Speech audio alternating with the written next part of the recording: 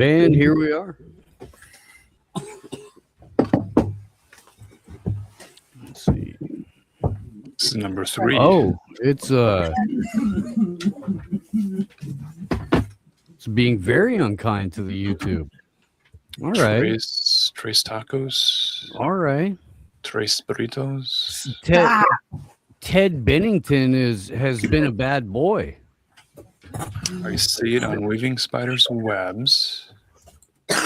I see it on Dog-Faced Dudes Deliberating. I do not see it streaming in Benjamin Boulderson. Right. At Benjamin Boulderson.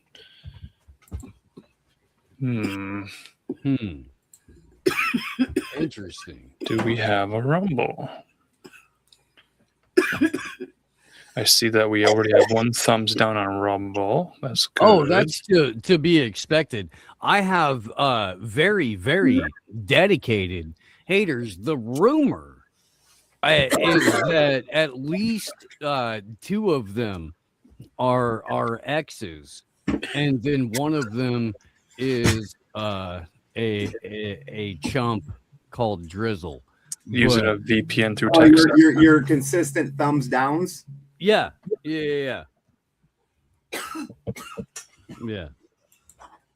But yes, we are in fact using hoodies to hide who is and who is not bald. That's true. It's a bald-faced truth. Yeah. Also, I'm bald. Right. Yeah. Yeah. If he wasn't Ted Bennington, he'd be Ted Balderdash. It's true. Your dad is not bald, even though you are Balder's son. So we are it's live. not. You don't get your hairline from your dad. You get your hairline from your mom's dad. My mom's dad was bald as shit. That's where all of that lack of, thick flowing locks out the dome come from. That's your mom's dad. Unfortunately. Now, conversely, there are things that you get from your dad that you should be proud of. You're welcome, son. You're welcome. But hairline specifically, that is that's from your maternal grandfather. It's true.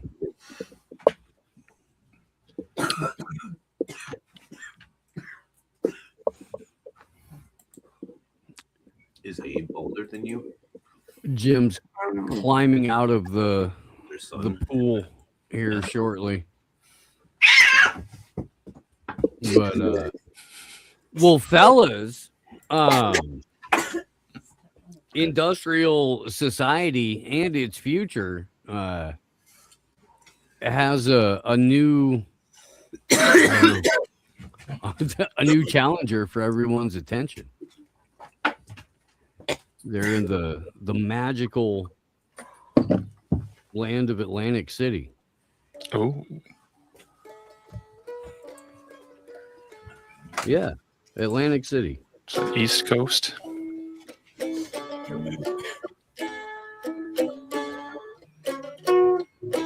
There it is. Did you get a code? We did. No, sir.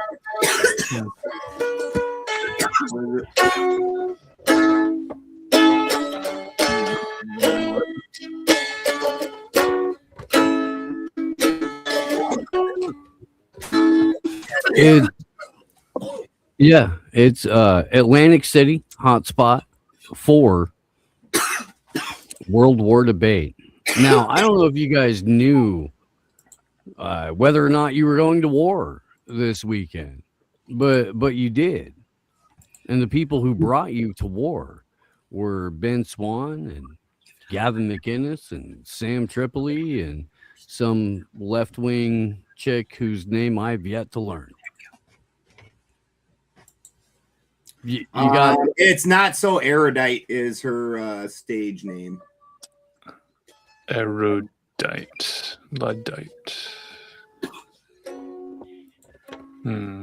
erudition, extraction. I don't think we're still using the word kidnapping. It was a capture, guys. It was a capture.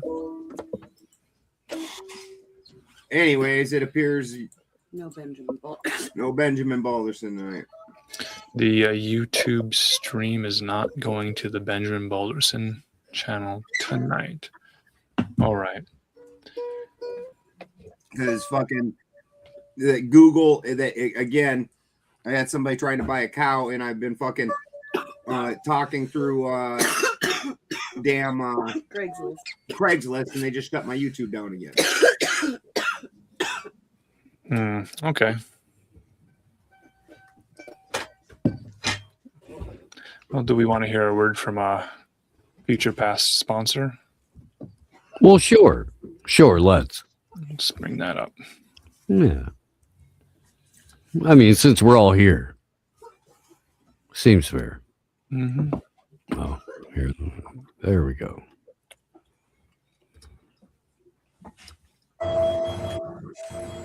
Siegfried, hurry up. I'm hungry. You are not going to believe what I'm looking at. Got any gummy bears? What's ever on the shelf there, Chief? Can't even tell you. You don't have to tell her.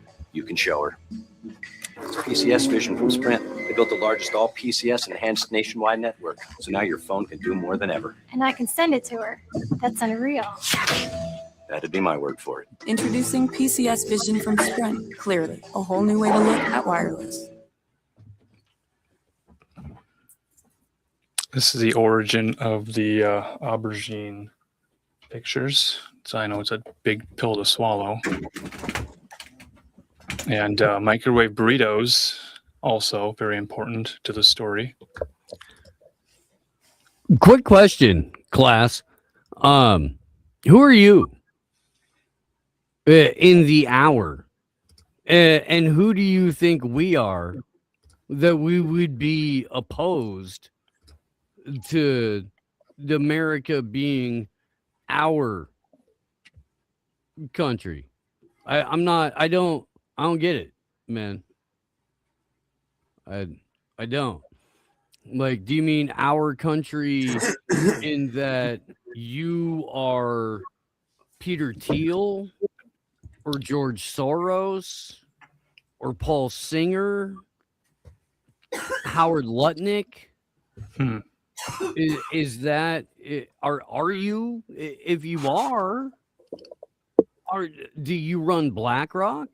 Is he a member of the Sprint PCS Vision Network? Could you Right? text us a photograph? Do you have American Airlines Premium Plus miles?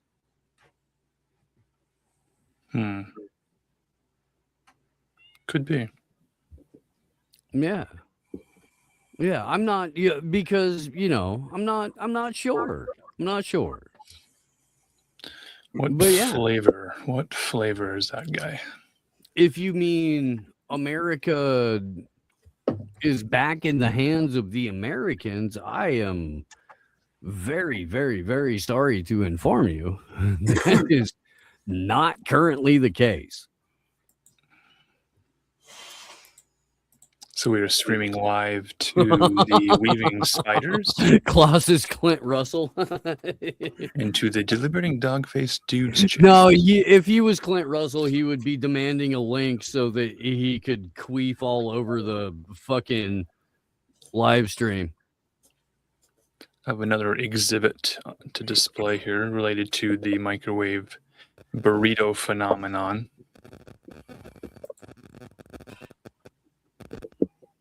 All right. So if you haven't heard the news, the creator of the dill burrito is left this mortal coil today.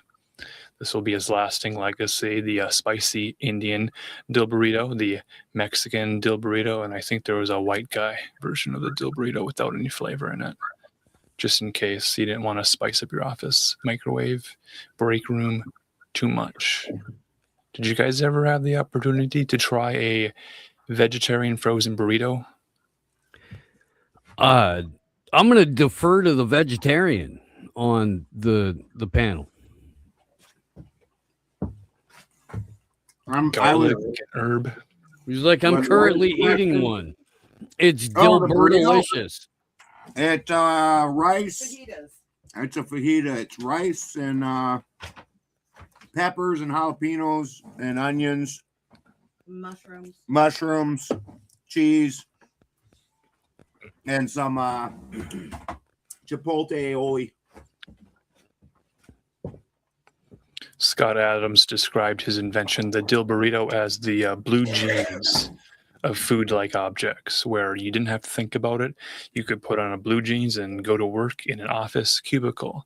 And when it came time for lunch, you didn't have to think about it. You just pop in a frozen dill burrito in the microwave and get back to work. This is office cubicle culture. Yeah, it's how you maintain productivity. Indeed. Mm-hmm. Now, I think the one concern with these dill burritos is their nutrients were fortified with vitamins and minerals that also... Are you saying dill burritos? yeah, Dilbert. Dilbert. Dill burritos. Yeah. They're Dilbert branded dill burritos made by Scott Adams. Yes.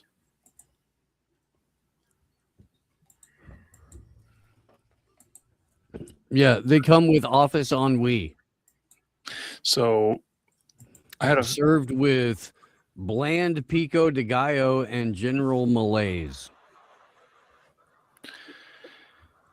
also around this time, Eric Van Daniken also met with Dilbert cartoonist Scott Adams in the in-between space. I don't know if they're going to the up place or the down place, the heaven place or the hell place, but I think they're just kind of sitting in purgatory. There's a long processing line at the border, and right now they're having a conversation about if they put in gold in the dill burritos, because that's one of those essential vitamins and nutrients that Eric Van Daniken was very concerned about mining on Earth.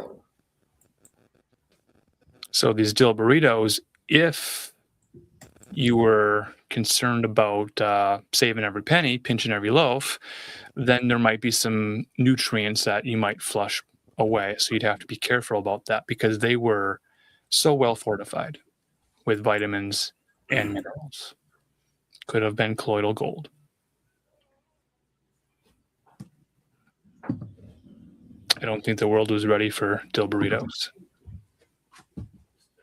Gosh. You guys didn't tell me my picture was crooked. Devil level. Yeah. It's these eyeballs. I think I got it. Yeah. Yeah. I could rest a nickel on that right now. Apparently, Cheer had to sacrifice something for that to happen. Right. Do we want to get into the principal discussion of the evening, or do we want to be a little frivolous before that? Okay, give me just 1 second. I got it going. We're just running down the clock, trying to determine if this will go to the Benjamin Balderson YouTube channel tonight. Oh, okay. Why does it say upcoming? Oh, we're live. All right, we're good. All right. Okay. So now I think we've got the time to be frivolous. All right. What we wouldn't have if we weren't on the channel we're trying to accelerate. Mm-hmm. Okay. There's a You would have had to have been email serious. in the video title, I see. All right. Well, Okay, I believe we're good to go. sweet. It is live. Yay. There we go. Check the studio chat. Mr. Bennett. I don't know why Google has such a problem with Craigslist. Like, you're one of them Craigslist people. There's I'm selling some cows on Craigslist. There's a Yahoo email address in the title of the video.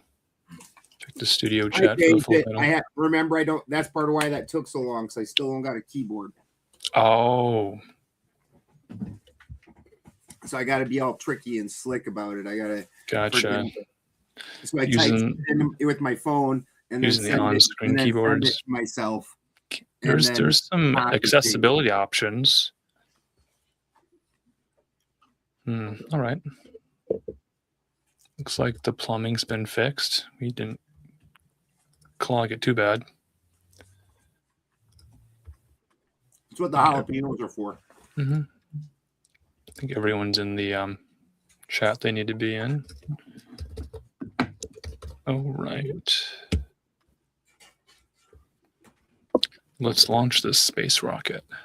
All right. Yay. Sorry about the technical difficulties, everybody.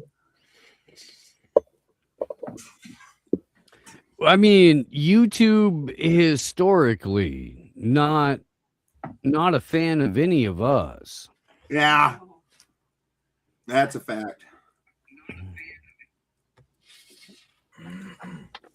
What's up, Accidental Alchemist? What are you gonna do? You press on. All right. Which I really loved.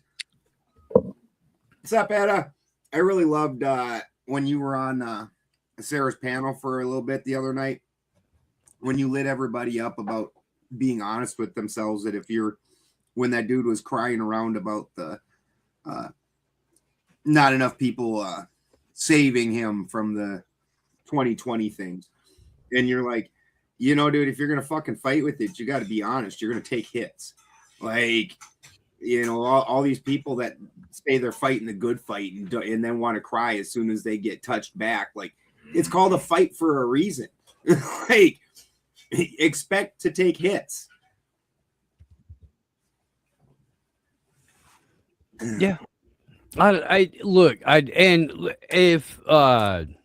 If Sarah or anyone from the tomato verse is watching right now, I apologize for my word choice that evening.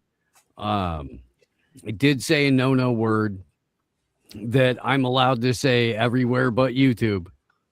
And I probably shouldn't have, but the person that I was talking to, in my opinion, exhibited the qualities of that word. Earned that for sure. Yeah, it was definitely an appropriate time to use it, but YouTube recognizes no appropriate time. Right. So I do apologize to Sarah when trying to get her live stream demonetized or anything like that. And I'm glad that dude came around. I am, but yeah, just how like red team, blue team polarized do you have to be in order to be like, no, it's great when the government kills people I don't agree with, but I would hate it if the government killed people I do agree with. And so therefore, it's just the people who don't have anything to do with rigged elections that are the problem. Like, that's really? It's been a rough week for those of us that realize politics is bullshit. And they've drummed this up to basically George Floyd levels. Oh, yeah, they're trying. Same place, too. Like, so are we talking about a hard G here or a soft G or the hardest of hard G's in the rhymes with Estapo? Well, the thing is they're so good about this, is picking these situations that don't have a good side to it is what they do, and that's the ones that they champion, because there's certainly situations all over. You can watch them all over the internet where cops are absolutely out of line. You can find videos where the other person is absolutely out of line and it's one-sided. In this situation, 100%, what chick did, if it was me, I would have expected to get popped in the face for it. 100%. On the same token, could the cop have chosen not to do that? Abso-fucking-lutely he could have. Like, he could have just said, oh, look, I'll get out the way. She ain't going nowhere. Like, we'll grab her in a second. That could have happened also. So both situations, and here's the fact is what people aren't wanting to blame is the overall powder keg that they have purposely built up that was absolutely going to cause something like this. Absolutely. So this is the event that happened. Was it last Thursday? About less than a mile away from a George Floyd event a few years previous. So it's in the same neighborhood. It's allegedly a 17-minute walk. Yeah. Round the corner, to, up the road, around the corner. In a neighborhood with a decorative T-Rex on the lawn. It's in the ghetto, straight out. Like anybody that's been the ghetto since I was in high school. Like if you wanted trouble, 34th and whatever Portland? flavor, you went down to Lake Street in Hennepin. Oh yeah. This was 34th in Portland where she got shot. She got shot on 34th in Portland. Mm-hmm. Yeah, some Twilight language there a little bit. And then she got shot. She got shot right in front of a house that was 3333 Portland.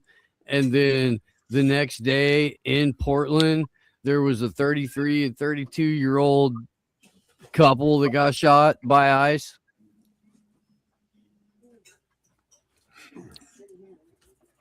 But yeah. Some overlapping words, concepts, and ideas. Just odd. Like seriously, both things can be true. You can be like, that chick was nuts and definitely should have expected something very bad to happen to her. And short of getting completely deleted, I'm sure she was partially looking forward to that. You know, that would give her all kinds of virtue signaling, probably a nice fat civil rights lawsuit. But the stupidity was high all around, and we can all understand that the stupidity was just high all around. And watching the two political sides argue completely like their side is absolutely right without at all looking at the other side is just insane to me. There were some odd connections. You know, we've done some deep dives into occult Twilight language and these types of things, and how a lot of the concepts overlap. So if it's 33rd Street and Portland Avenue connecting to what was going on in Portland, the city in Oregon, also the name of the individual being Renee has to do with reborn. It's from French, meaning reborn, so good reborn, and she had a full name too. But then I started getting the updates immediately being in Minnesota. So it was all very local to me. And there was some concern immediately that they weren't saying her name correctly. And then other people were pushing back to say the hashtag say her name thing is only for women of color. And she was a white woman. So absolutely immediately the powder keg, as you said, was being lit. It was being ignited with passion for and against. And then they dragged children into the event by closing the schools. So immediately the following day, the schools within that region were closed. And I think there was other schools in Minnesota that were also closing due to concern of it is a magic ICE sandwich. agents. My wife makes magic stuff from scratch. It's fantastic. And if you're watching on my channel, yes, I am a felon, but I believe I'm the only felon. So you're a felon, Steve? Yeah. Don't even know I didn't know that. Yeah. Marcus is a pure boy. So 2 out of 3. I don't think 66% would make it a felon channel. Right.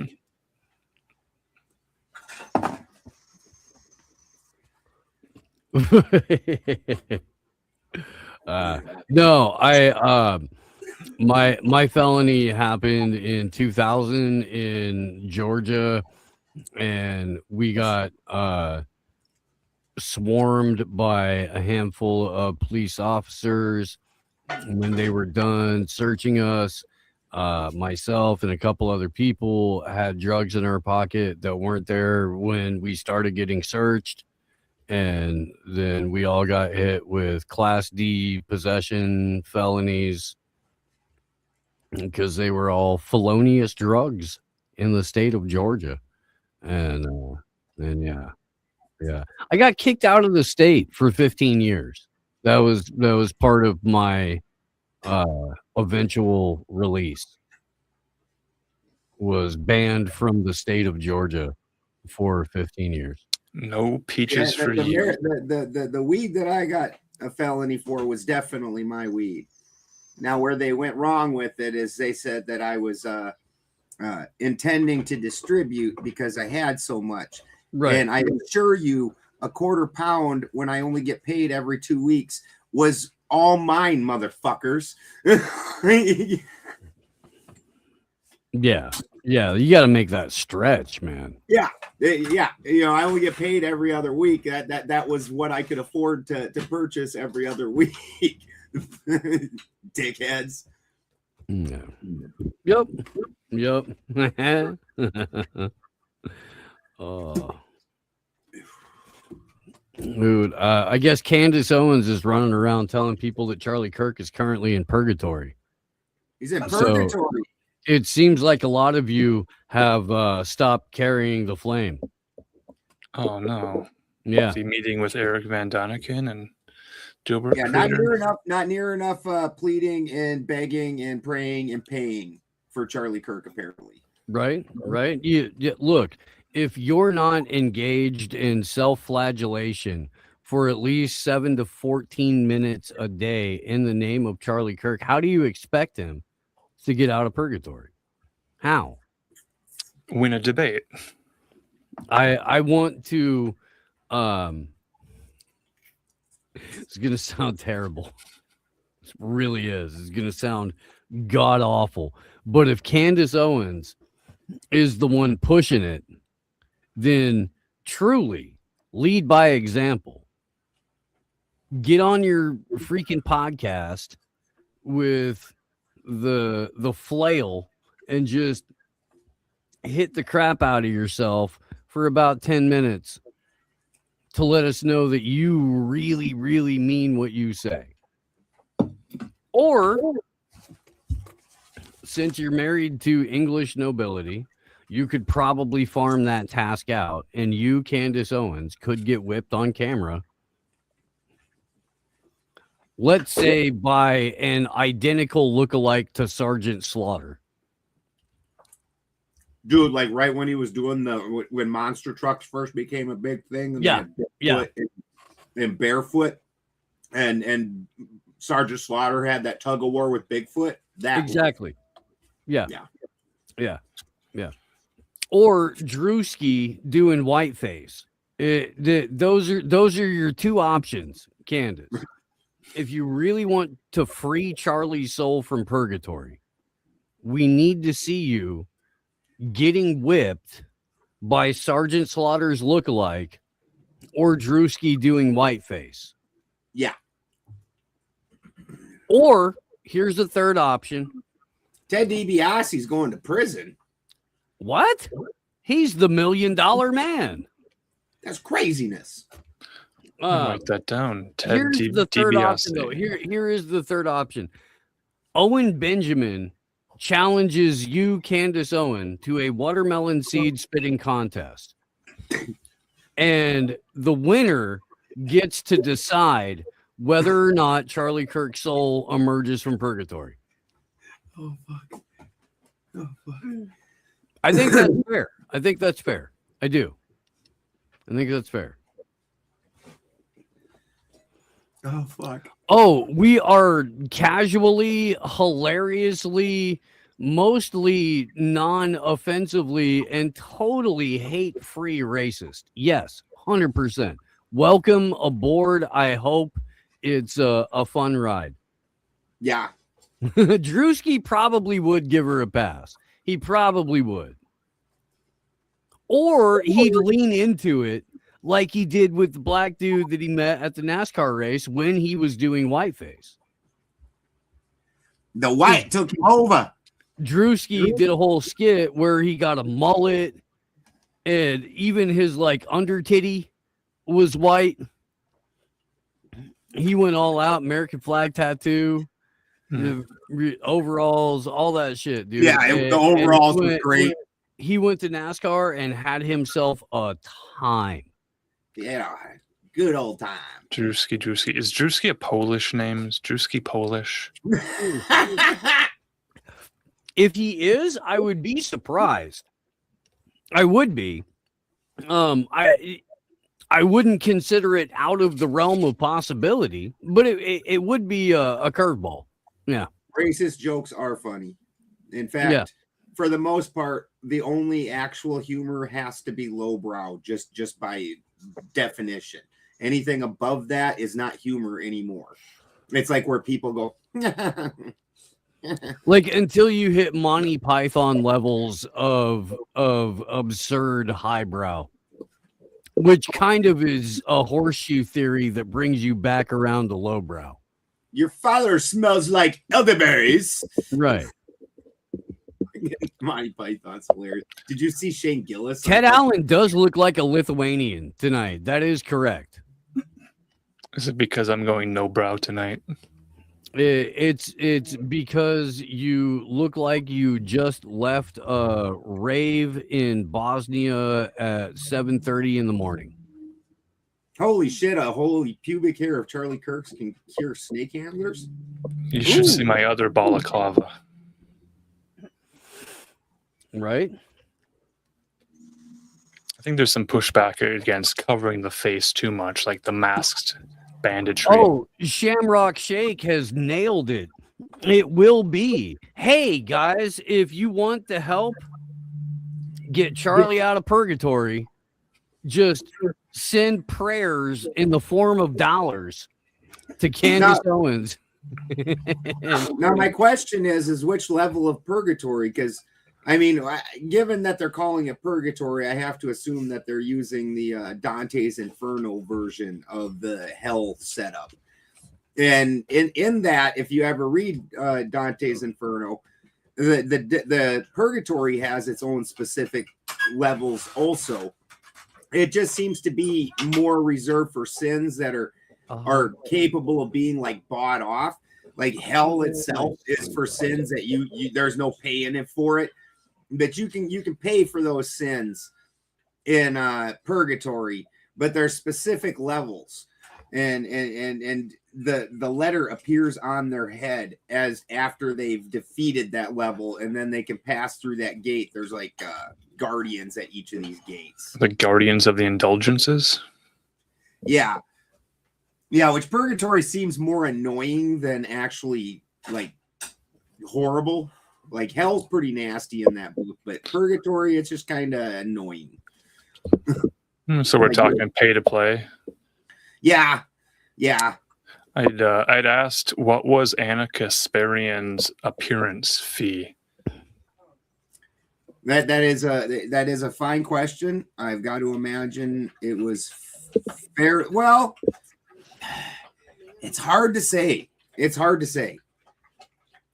Because sometimes these events, really as a starting event, she probably didn't have much of an appearance fee. And a lot of times these appearances don't pay out like what a person you would think. You're doing it more for the exposure than anything else. Yeah, I would think really that the any sort of like payment would be the least important and least interesting aspect of anything that happened for all of that. Yeah, I didn't see much exposure. She seemed to be fully clothed. Potential exposure. You got Ben Swan up there. Who expected 8 people to show up? Right? When they panned out to the audience, it looked like a Hillary Clinton speech out there.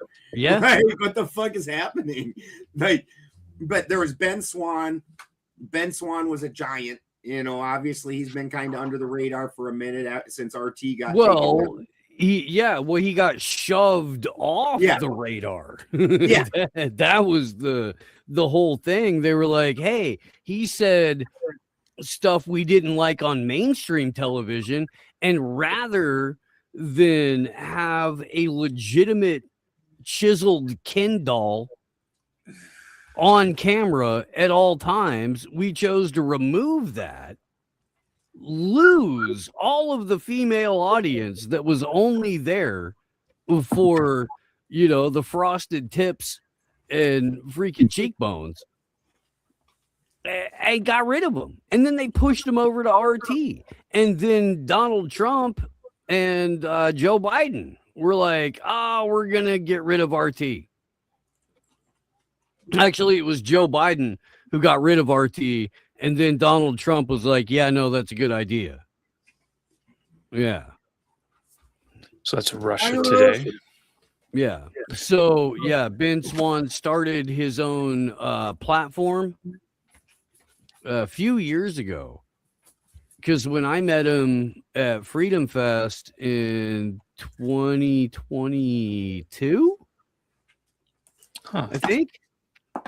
Yeah, 2022. He had just launched like his own streaming platform. Okay. And he was trying to get that off the ground and make it work. And yeah, but I mean, he is somebody who has historically commanded a very large audience. Gavin McInnes, same thing. Like he founded Vice. He's been a huge and polarizing figure in media for 15 years. God, Vice couldn't be more hot garbage. Like that's like when he left, it turned into real woke trash. But before that, it was intentionally poke you in the eye, controversial trash. Yeah. And then Not So Erudite. She didn't call herself Not So Erudite on that, but was using her real name. But is that who the liberal co-host was? Yeah. God, she was terrible. Well, she, you know, she's from the Destiny sphere. She's tried. Wait, real quick, let's address this. Ted Bennington, out of Trump or Obama, who do you love? I would love to see them collide together and make one super villain. Ted Allen?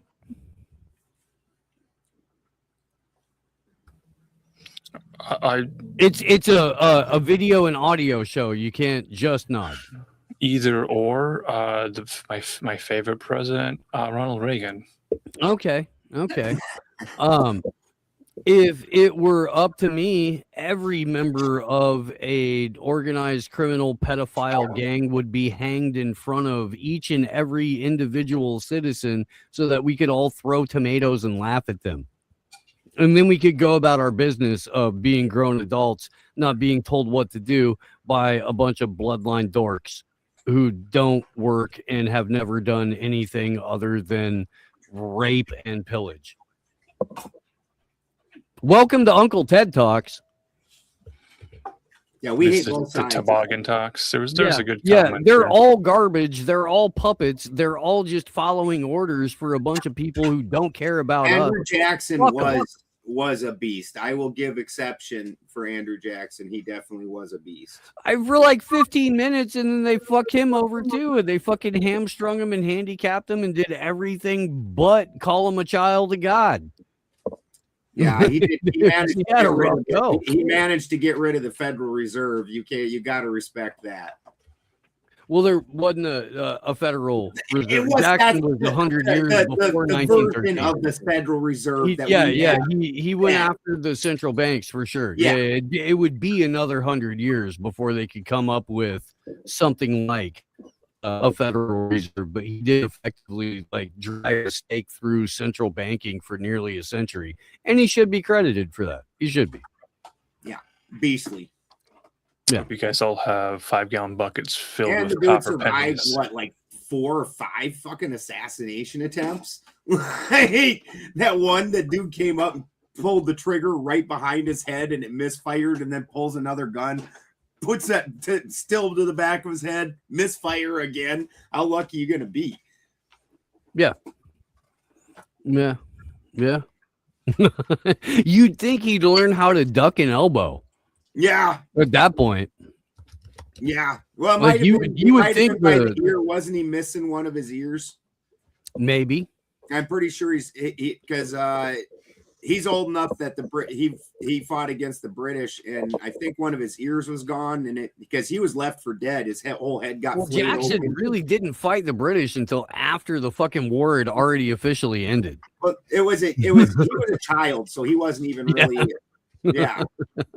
But yeah, his only major battle was post fucking war. I'm just saying, I'm not sure he could hear out of one side so well. Remember? Well, in 1814, we took a little trip along Turtle Jackson down the mighty Mississippi. We cooked a little bacon and we cooked a little tea, and we fought the bloody blizzards on the shores of Reveille. Yeah. Does anybody know the rest of the words? Because that's all I got. That's all I got. Sing it Badger again. does. Trying to get the melody in my head. So, at any rate, Gavin McInnes, what's her butt? Not so erudite. Not so erudite. Yeah. Her, full disclosure, my friend, Sam Tripoli, is a part of this, and I'm going to spend the next, how long we got on this show? 2 hours and 15 minutes kicking the shit out of my friend. Yeah. Yeah, because that deserves it. Yeah. So I do. I love Sam Tripoli with all my heart.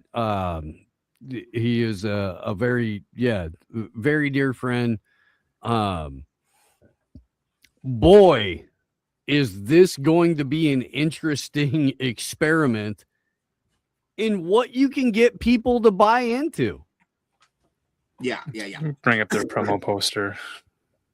Hey, back from the pool. Currently in the shed.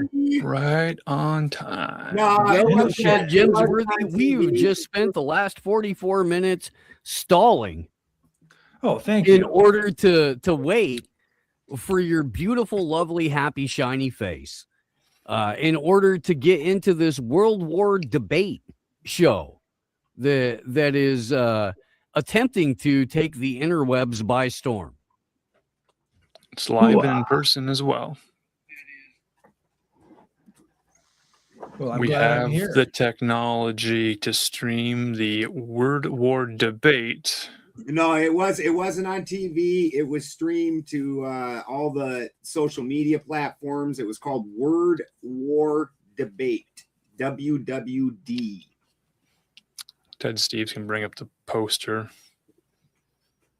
in the shares. Here it is. Rated mature.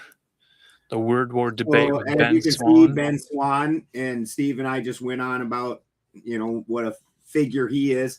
This Crystal Marie, she did 2 small interviews. During a lot of those sideline interviews and whatnot, the audio didn't come through. Real bad technical difficulties, like severe technical problems in this. On the bottom left here, we got what's her name? Kayla Turner. That's Kyla. This is Not So Erudite. In the center there, we've got the infamous Sam Tripoli, the host of the Tinfoil Hat podcast, and fantastic comedian.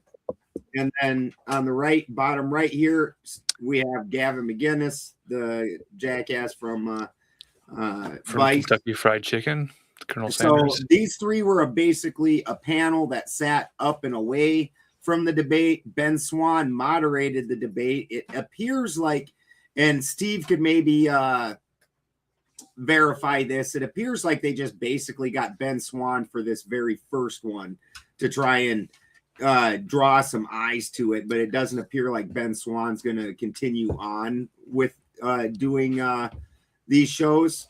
And I don't know jack shit about this Crystal Marie lady. She's wearing a low-cut blue shirt. That's about all I know about her. Ben Swan, 2 N's. She's Kyla an actress. Her name is Crystal Marie Denha. Huh? Her name is Crystal Marie Denha, Denha. Crystal Marie is a Los Angeles-based comedian, actress, writer, and producer who has performed at a 2024 Netflix Is a Joke festival, regularly appears at the Comedy Store, and opened for Jay Leno, Russell Peters, Adam Carolla, and Maz Jabroni. Jabroni? Well, it's an A, not an O. So that's why I said Jabroni. Is it Jabroni? Jabroni, is that a trademark name? Registered? I mean, registered in North Jersey in Patent pending Jabroni technology. Yeah. Okay. All right. Yeah, but Jabroni is just kind of a East Coast. You're a mook. It's kind of different from a burrito. Yes. Kind of rolled up. Although you could fold the Jabroni and you could roll a Jabroni, and if you're of a particular inclination, you could stuff a Jabroni with meat, but a Jabroni is actually a living, breathing human being who happens to be a schmuck.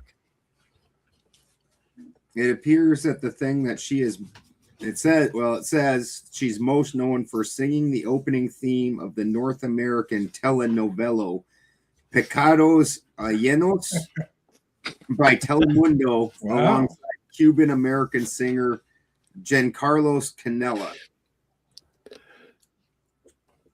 Tonight is the war of the Mexican pronunciations. So that's who this chick on the top right is. Okay. Yeah. Don't expect my very German white ass to have pronounced any of those Mexican things right. You wanted that, you should have got somebody that doesn't glow in the fucking dark. I'm no bro tonight. I got you. What are we trying to pronounce? The name of the telenovela. I already said all the words. I probably said them wrong. Crystal Marie being well known for a telenovela theme song that she sung the words to in Espanol. Yeah, I've not seen McGinnis speak a lot. I'm aware of that, he's a right wing and then he says very offensive things, very controversial things. Last night he said, like, he told Not So Erudite that she's not worth as much of a woman because she miscarried. And it was like, holy fuck. I didn't know she played football. Right. Fumbler. Mm-hmm. All right. And I will admit, before we start, I did not watch the second debate. I thought I can only limited hear that shit so much about fucking Israel and shit. I've got I think the big focus is the Anna Desparian versus the Pearly things. Obviously that was the main event, which we'll discuss when we get there, but was not it was not well thought out. I think they went too much for big names, and rather than a good matchup, like this is like the UFC, like one of the big things. You can't just take two top fighters. They've got to actually have stylistically where the match is going to be exciting. And this was not.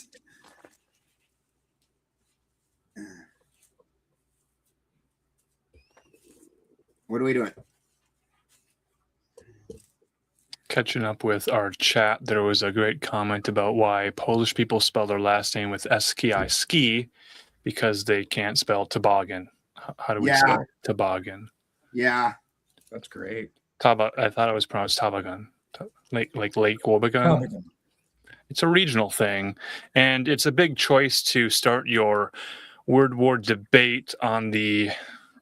I always get these confused. East Coast, not the West Coast. Midwest could have been fine. There could have been, something in Iowa, for instance, but they made a big decision. At these, I know that for like Vegas and Reno, having an event at one of those places, there's so many event centers in those places, and they're so cheap to fly into. And I've got to imagine this was in Atlantic City, so I've got to imagine the same applied that you're leaving. Like that's part of why when we did Flattoberfest in Vegas for the international one, because it's super cheap to fly in and out of Vegas, super cheap to get hotel rooms, super cheap to get the venue. Like venues have gotten crazy expensive. Okay, I see that Tobogan rhymes with Joe Rogan, and that's the pronunciation. Thank you. It's difficult to read chat and then not know how to pronounce the words live on air. And Anna has 20 years of experience doing this. We're not quite up to 20 years of experience. I don't know how much experience Pearl has. Either or, if you want to see some OTO ass get kicked, go to Weaving Spiders Webs. What's the number? Uncle Al Greenfield isn't. It's the episode with Alan Greenfield on there, the OTO guy from fucking that was on History Channel and all that. And I tear that dude to shreds. It was embarrassing. Like, you claim to be a master of secrets? Shut the fuck up. It's on Weaving Spiders Welcome, not Weaving Spiders Webs. Oh, it was on Welcome? Oh, that was the last Welcome, wasn't it? Mm-hmm. Yeah.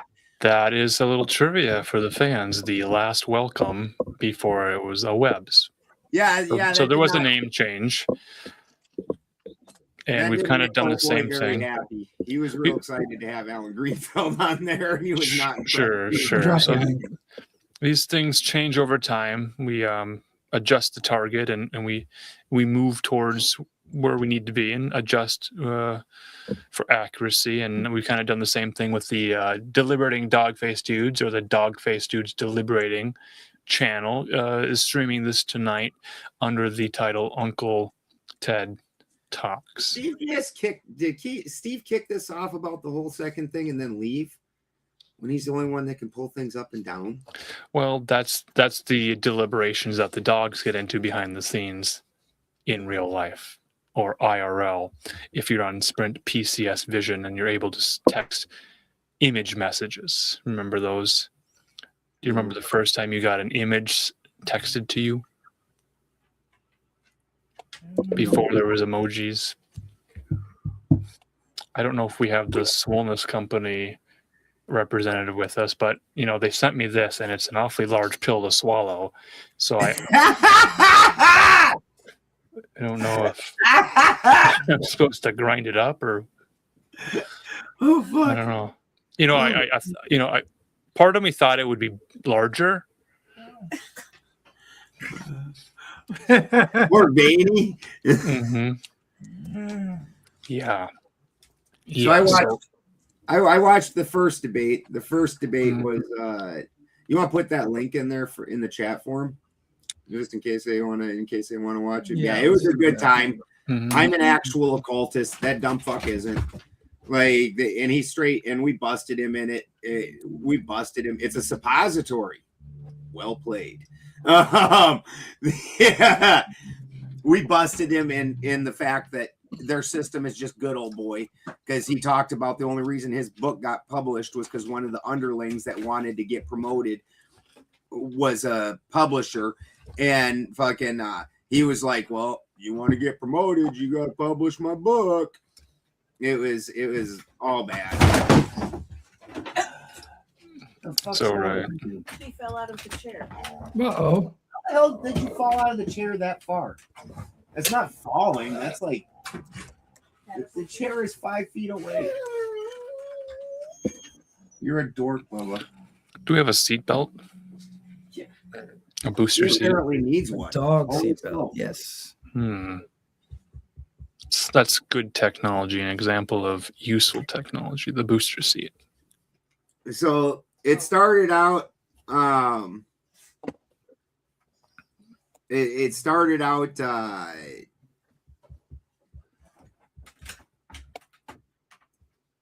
So this was Sunday night. Yeah, it started Live. out pretty bad. Word war debate. Like I said, a lot of audio issues. They go into the first debate, which was Pisco and I can't think of the other guy's name. What's the other guy's name? I don't remember the opening band. Oh, I have to look it the fuck up. I have a lot of notes here. I have a footnote that today is January 13th and is celebrated as Public Radio Broadcasting Day. This is the anniversary of the first public radio broadcast in the U.S. on this day in 1910. And they featured opera singers from the Metropolitan Opera Ryan Mullally. Mullally? And you couldn't really hear Ryan speak in this. It was kind of weird. Like I said, they pretty easy to see. They couldn't speak. You couldn't hear him. Did you hear the pyros? Pisco came out like he was on a megaphone. Really giant difference in the audio between. We're just entering the first debate, Steve, since you rolled out after starting us. Didn't mean to, didn't intend to, had some shit that could not wait that I had to attend to. My apologies. So right, this is why we do it live. Hemorrhoids flared up. He needed to go get a little, put a little pad on it. It's okay. So we got the first debate, and like I said, we did a rail of cocaine across a fucking 1994 longboard, and I couldn't do that on camera. Okay. It's going to be a fun show for the rest of the night. It is. Daddy's fucking zooted up, ready to go. Oh, yeah. So before the show, lots of audio issues. So then they kick it into the first debate. Again, audio issues. That Mullally, you couldn't hardly hear him. And Pisco was like overwhelmingly loud. In fairness, let's show a little bit of how they kicked the whole thing off, right? I want to see the pyro show. Well, let's do that. Also, you weren't here, so we were having a freewheel. All right, guys, and welcome to Word War Debate. I'm Sam Tripoli. We are live from the Wise Wolf Gold and Silver Analyst Desk. I'm proud to be joined from your left, Kyla Turner, and the one and only, the man with the abs, Gavin McGinnis. Thank you guys so much. Welcome, guys. Welcome. We are live. We have a packed house here today. We just want to say sorry for thunderous applause. There's a saying in recovery: if you want to make God laugh, tell him your plans. Okay, so here we are. And Sam, I love you. Referring to that as a packed house. Is really extra miling it for your sponsors, who is also a fucking real life personal friend of mine. Shout out to Tony Arterburn and Wise Wolf Gold. But like, okay. There was like 8 people in that crowd. It was People looking like a taking their Hillary Clinton seats. speech. There's more production staff than there are audience members, which is unfortunate. I've been there, dude. I've fucking been there. I have lived that with events that I've thrown. I understand. So for the next 8 consecutive hours, let me repeat, for the next 8 consecutive hours, the 3 people that you see on screen and Ben Swan are going to try to make it work. Ocho. Oh no. 8 hours. And despite there being substantial production to this, at least the audio team was really bad. But they had a great stage presence. They had a great set. They had all of that was done. And I'll tell you again, look, and I'm not trying to like make excuses for anybody or anything like that. We're going to fairly and even-handedly and frequently, brutally, and hilariously critique this entire showcase. I will say, for some fucking reason, getting to live stream a live event right, it sucks ass, dude. It really does. You need like 3 to 4 different things talking to each other, and sometimes multiple accounts that have to like cross-pollinate. It's a giant pain in the ass. So I'm glad they did get it figured out. You theoretically, in every situation, should be able to just plug a laptop right into the fucking soundboard and go. But for some reason, we're not there yet. Never. Eric Adams, the former mayor of New York City, had a rug pull cryptocurrency scam in the last week, and we still don't have a competent, clear, uniform way to live stream live events without like a crap ton of money involved. It's wild. It is. It's rough. I don't blame him on that. It's rough. And look, dude, I've tried to use OBS OBS still needs to talk to the soundboard through your computer. It's not like OBS exists in its own self-contained unit that you can plug into a soundboard. You have to go through all of your other shit, and therein lies the problem. But it's fucking I wish it was different. I really do. The 10 years of trying to live stream stuff, live event, style. Oh, rough. At any rate, they did have a contentious opening. Let's go back to this. And enough of us. We got a great show for you. I just want to shoot down to our moderator, the best looking guy I know, Ben Swan.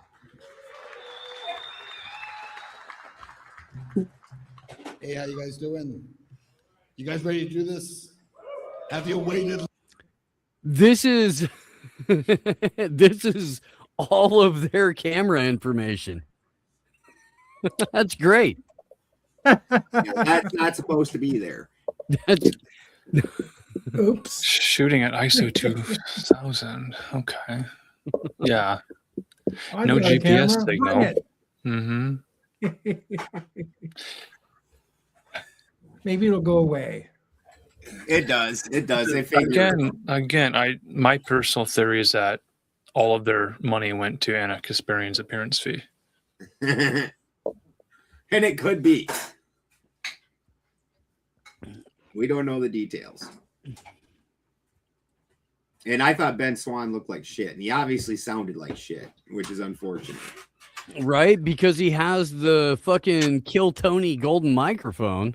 Yeah, I noticed that also. Steve and I were talking about that while this was going on. I was like, going with the Kill Tony golden mic, are we? Everybody else gets the lesser mic, and he gets the golden mic. Long enough. My voice, you're gonna have to forgive me, man. My voice. We knew that we were doing this for like 3 months in advance, and I just happened to throw my voice out the day before we launched this massive, huge thing that we're trying to pull off. I thought sounding like RFK Jr. would make this go better. You know, I really hope he's not trying to steal my Ricola Sponsorship. I thought that this weird look of Val Kilmer meets fucking Macho Man Randy Savage was really gonna go over, and that I'd be able to. All right, are you ready? You made cancer, Val Kilmer? For some debate, because we're gonna bring out the cream of the crop tonight. Oh yeah. Like it looks like he's ready. It's been going out for 2 days, so I'm gonna have to be a little more Vince McMahon, a little more growly. Oh shit! I didn't even know. I didn't know. I had no idea. Than normal, but it's great to have you guys here. You love Atlantic City? Come on. They can't see it at home. Do you love Atlantic City? Yeah, it's great. It went from 4 to 8 people. Oh man. The white balance meter on the camera was going real high after that round of applause. I don't know if that means anything.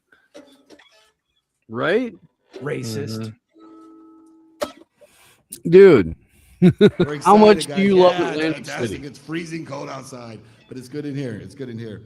Well, we want to welcome you guys to Word War Debate. There's so much that we want to talk to you about because this is going to be a whole new format, a whole new way of doing debate.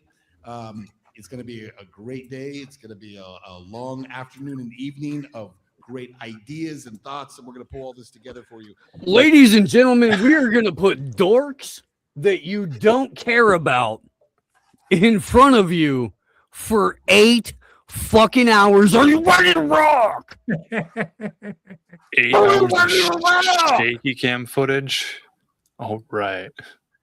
It's like Cloverfield. If you were wondering what It's like the Transformers Ben Swan's movie. knees look like, here is a nice shot of Ben Swan's knees. Also, the water bottles. This must be the security guy. Pre-worn jeans. Okay. That's cool. Jeans and a suit jacket. In the chat, it says please drop or please clap. Yeah. So let me break down for you guys a little bit about how. There's Ben Swan. Okay. The format is pretty simple here. The analysts are going to break down for each debate for you beforehand, and then we're going to have the audience vote on who they thought were doing the better argument. You guys watch online debates? Okay. Audience vote. This by now. Do the 7 of you that we convinced to get into the room and our production staff enjoy the content that we have specifically scheduled for the next 8 hours?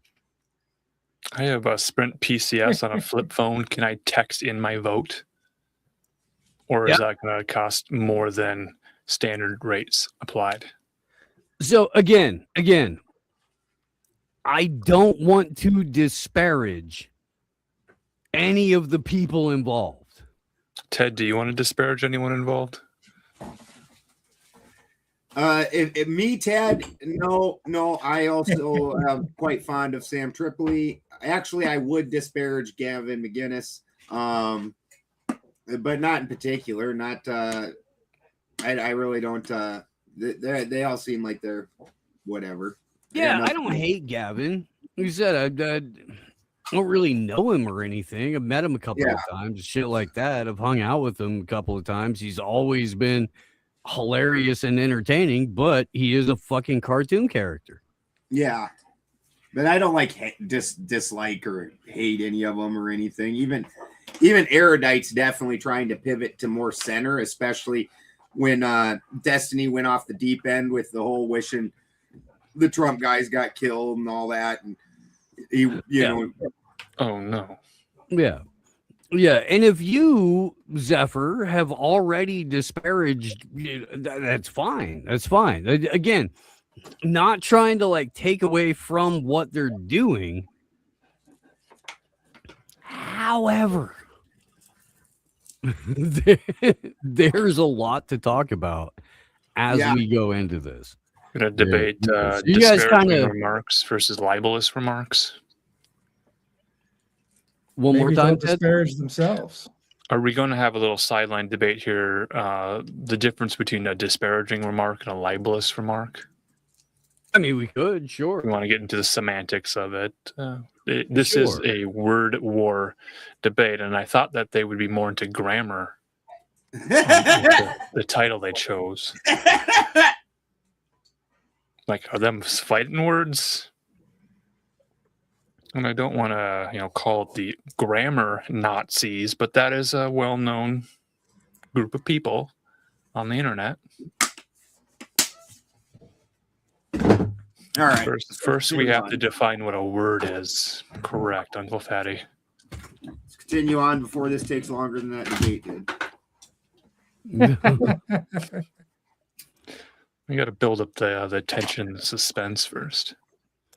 Well, I mean, do you want to go through the undercard performers here? I mean, it seems fair. I would say that the first debate, Pisco was not prepared. The other guy prepared very well, and Pisco just spit out some stupid talking points, the libtard talking points. The other guy came prepared. Well, I mean, what I'm saying is for the sake of content for the show, it would be beneficial to the audience if we showed them what we were talking about. Yeah. Because if they haven't watched it, then they're not going to know. And it's just 4 white dudes hanging out talking about other people talking to each other. Right? Would that be more helpful if one of us wasn't white? Because Mark. No. I mean, it's just that's effectively, 19-3 in traffic court, just so you know.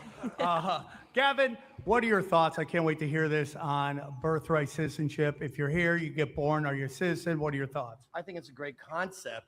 So here they are setting up the first debate. They're going to have a conversation between, and let me tell you, just overall, I like the idea of getting people together to have a free exchange of ideas in front of a live audience where, typically the audience, based on where they were before and after the conversation took place, decides who wins. We have that. It's called the Soho Forum. And it's, nerdy as fuck. And what we're trying to do with word war debate is take what's nerdy as fuck and make it kick ass. Maybe kind of sexy. Do you guys get that feeling? Like that's what they're trying to do with this? They're definitely trying to give it the WWF feel, it seems. Yeah. So how many X's in sexy do they want? Just a single X, or do they want to go triple X? I think they want 3. Yeah. Okay. So extreme. I can't imagine Sam Tripoli wanting anything less. Right? He is, yeah. Well, I'm trying to figure out, because he's sitting in the middle. So, I mean, he's literally on the table, sitting in the middle and trying to have this sort of neutral kind of That's the way that they build it, Ted Allen. They said there's the lefty with not so erudite, whatever her name is. Sam Tripoli in the marketing is the independent analyst. And Gavin McInnes is the right-leaning analyst.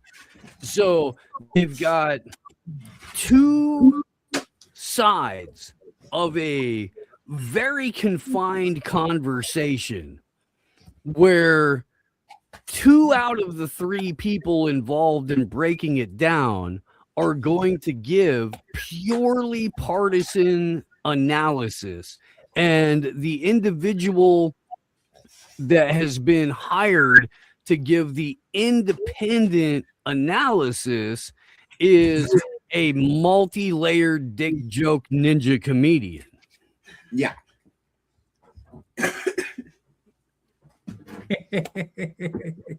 Dick Which is jokes sit hilarious. right in They the try to center. keep the debate super clean, and then in the intermission, Sam's like, "And dick jokes." Well, Right? it's M-rated. It's a mature rated stream. We were warned about that. It's just hilarious. They're like, keep it clean. And Sam's, and then on the intermission, Sam's like, he just drilled it right in his ass with the 8-inch dog. Oh yeah, no, we absolutely know that there was supposed to be an Andrew Wilson main event for this. Do you know why, Uncle Fatty, there wasn't an Andrew Wilson main event? Was it because Anna Kasparian took all the appearance fee for their budget? Incorrect. Try again. Oh, that's the only answer I had. Ted Jimsworthy, would you like to wager a guess? Let's see. Because there was a shooting in Minnesota. Incorrect. Ted Bennington, would you like to wager a guess? Because he has an extraordinarily overinflated ego and walked into the same room as Ben Swan, whose ego will not let there be another ego in the room. And there was an extreme clash of egos. Closer than the previous two guesses, according to the official story from Word War Debate and Andrew Wilson. There was not an opponent that Andrew would recognize to debate. Andrew was too good to debate anyone that they suggested. And therefore, he said, come back to me when you have a proper challenger. Wow. Ooh, he's gotten himself one hell of a big head. Oh, it figures. For somebody that the Rex crashes every good debate that he's been in, where it's against a strong opponent, he'll crash the debate. He did it against Muslim Lantern. He had that debate didn't make it out of opening statements. Matt Dillahunty, it didn't make it out of open statements. When he debated Dave Smith, he took the whole debate, made it all about semantics, where he pretends like logic is this bullshit thing that the church has made up.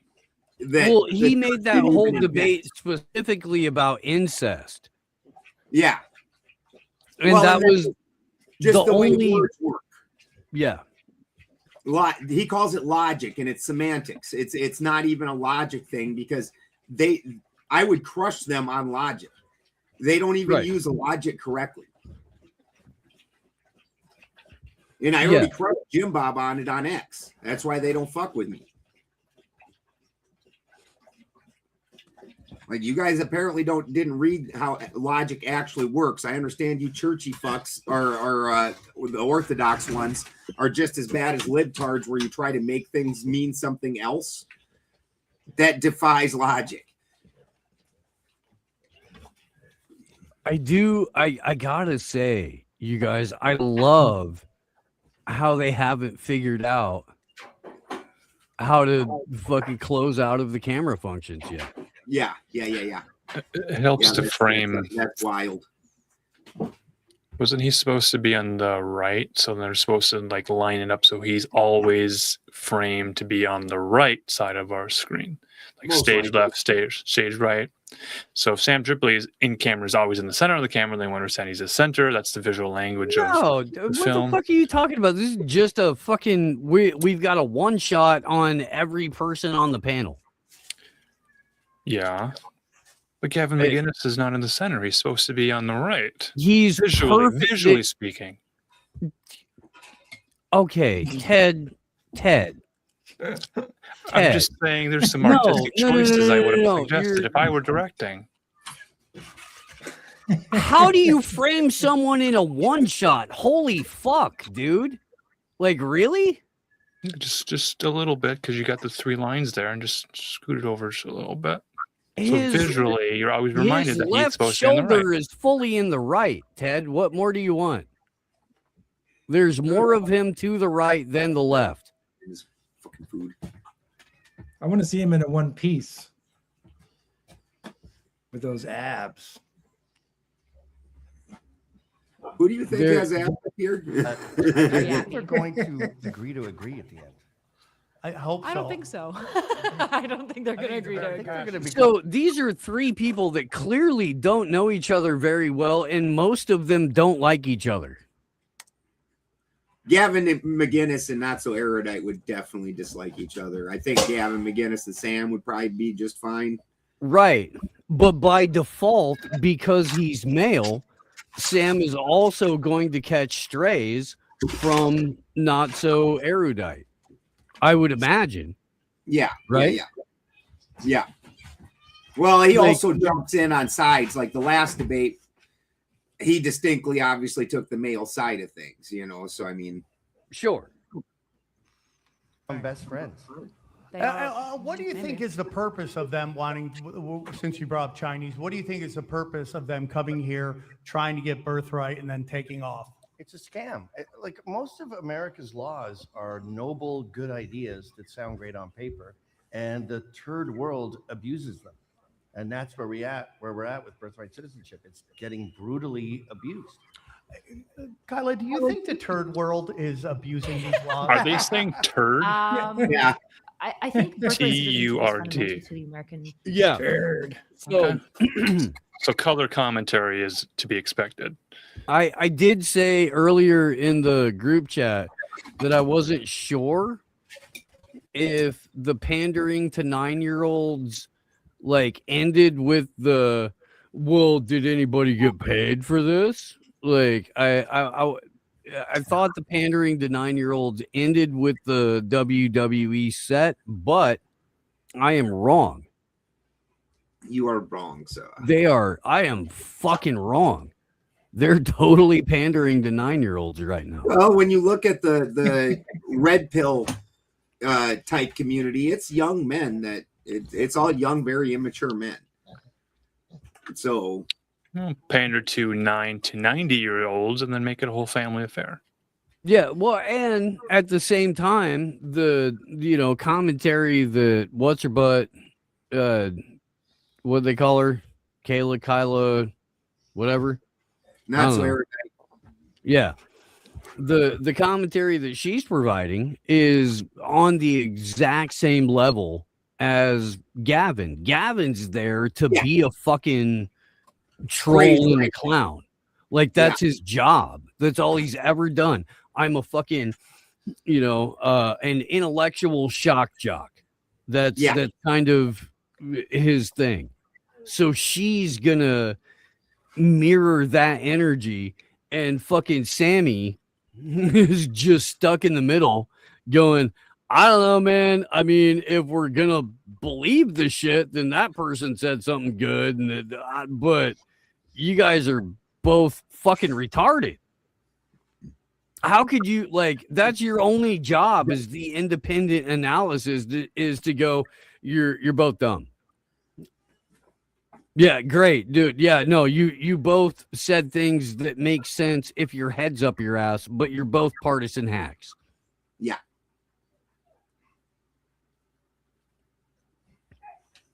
And then it's a one fucking show Dream because ordeal. of what America is, right? You have a bunch of people that are you breaching don't get from multiple monarchy for the episodes first that way. time in ever. They're creating this new idea, this democratic republic, and so the birthright citizenship is fundamental. Okay, let's jump forward a little bit to introducing the undercard contestants. It's going to take a minute. There's quite a bit. Yeah, no, quite a I'm bit checking. here. Yeah. Yeah, it's quite a. It's like half an hour. It It's like watching a football So game I'm in gonna real ask you time. one question. Yeah, go for it. While Ryan gets in position over there, but what is your big? Are they just having them improv because the other guy isn't there yet? 100%, dude. And this happens almost every fucking time. Like in the last one, it was so bad. Ben Swan's like, are we ready yet? Oh, okay, I'll say some stuff. Are we ready yet? Like it was all Okay. bad. Okay. Well, let's jump into it. We've got a couple of portly The one on the gentlemen. right is Pisco, and he is the hard lefty, and the one on the left is that Malali, and he is a righty and a lawyer, I believe. Okay. Okay. Congress passed a law that made it so that they did get birthright citizenship. And now they are completely subject to American jurisdiction. They do have complete allegiance, and now they get birthright citizenship. So not only can I feel like he should be selling me micro machines. If he could talk like Rob Noor, then yes. He's got that look. Got that look. Let's jump to Political this allegiance guy. turns on your draftability, whatever. It's all nonsense. It's all ahistorical. It excludes. Whoa. Wait, no, I gave you the evidence earlier. Excuse me. Do you not remember? Oh, okay. This is the person who is trying to contest the clearly defined payment schedule in his Airbnb rental.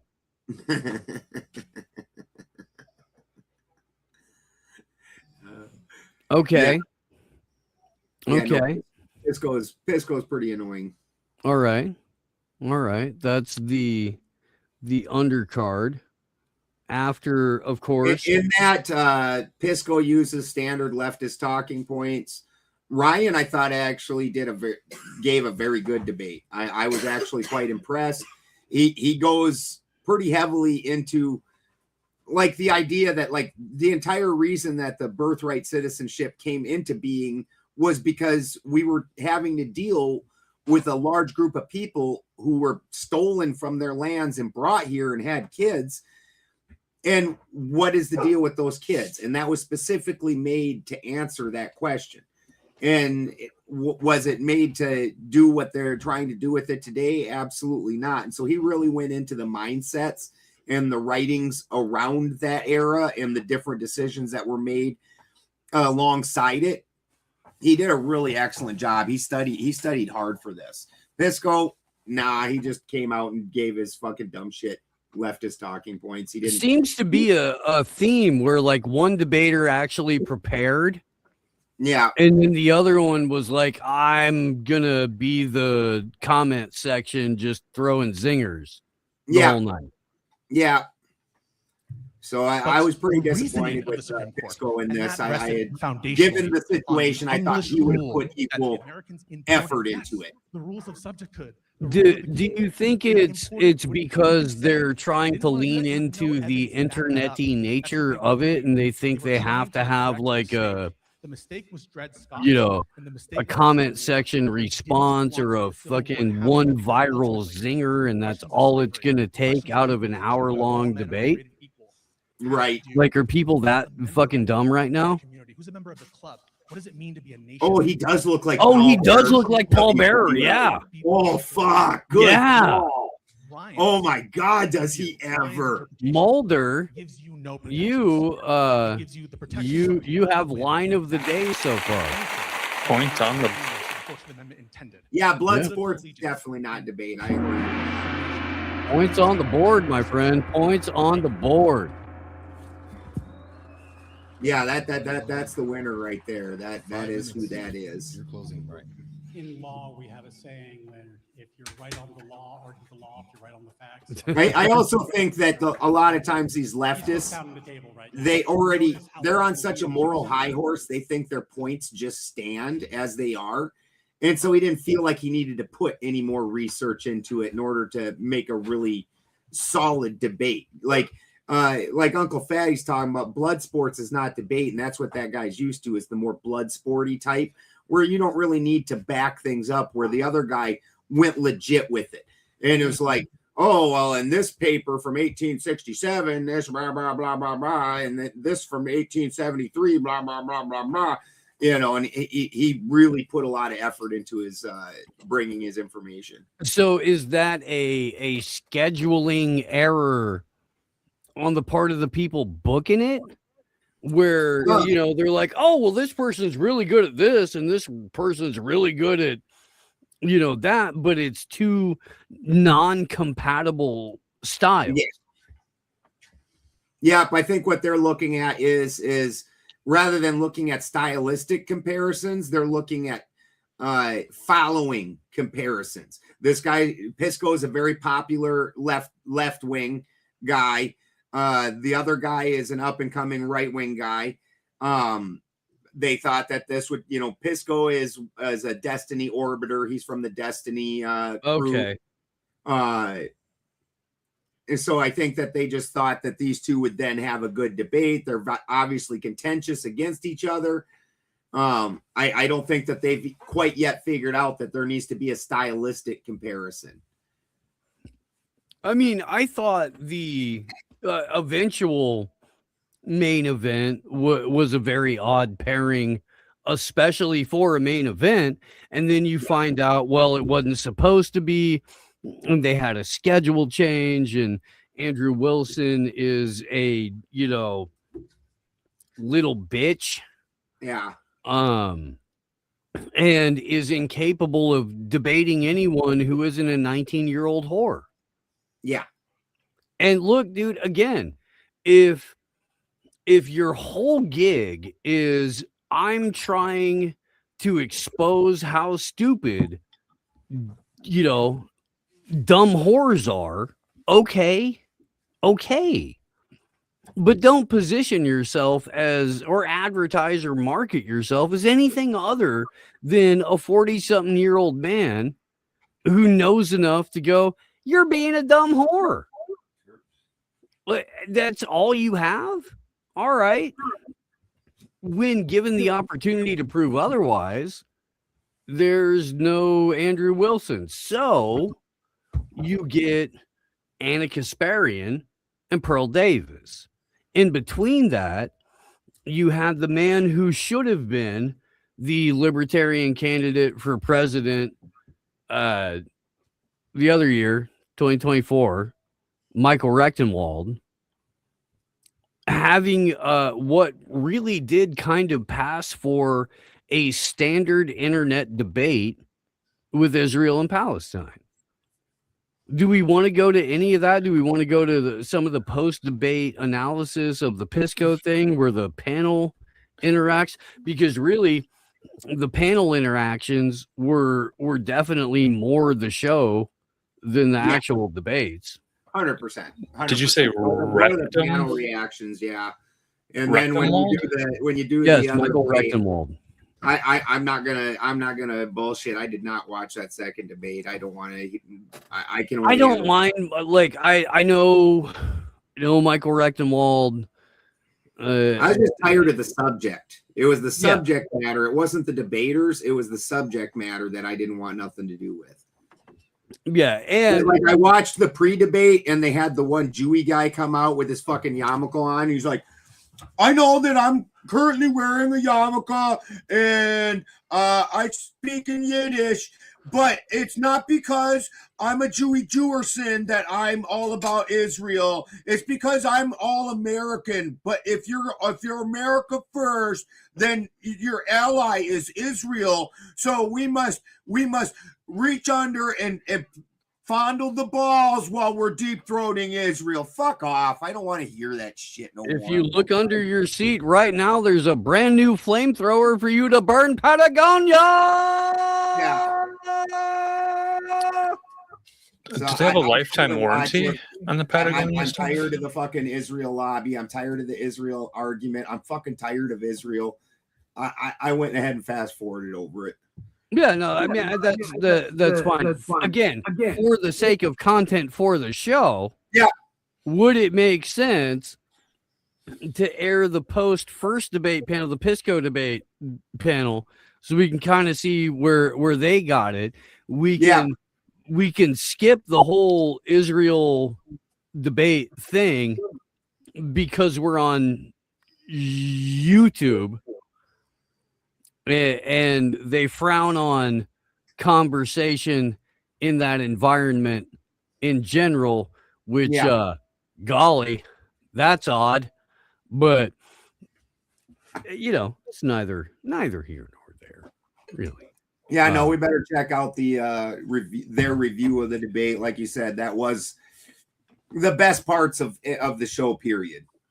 Well, there were some moments in the headline debate that I do feel like are worth examination, if for no other reason than we hardly ever get to like peer into the crazy. I The way definitely that agree on the last debate, we need to go through parts of the debate. Oh, yes, and goodness, actually, yes. I watched a clip of that fella you were just talking about. Yeah. And his ending when it was a crowd question that had asked him, and his answer was really fucking good.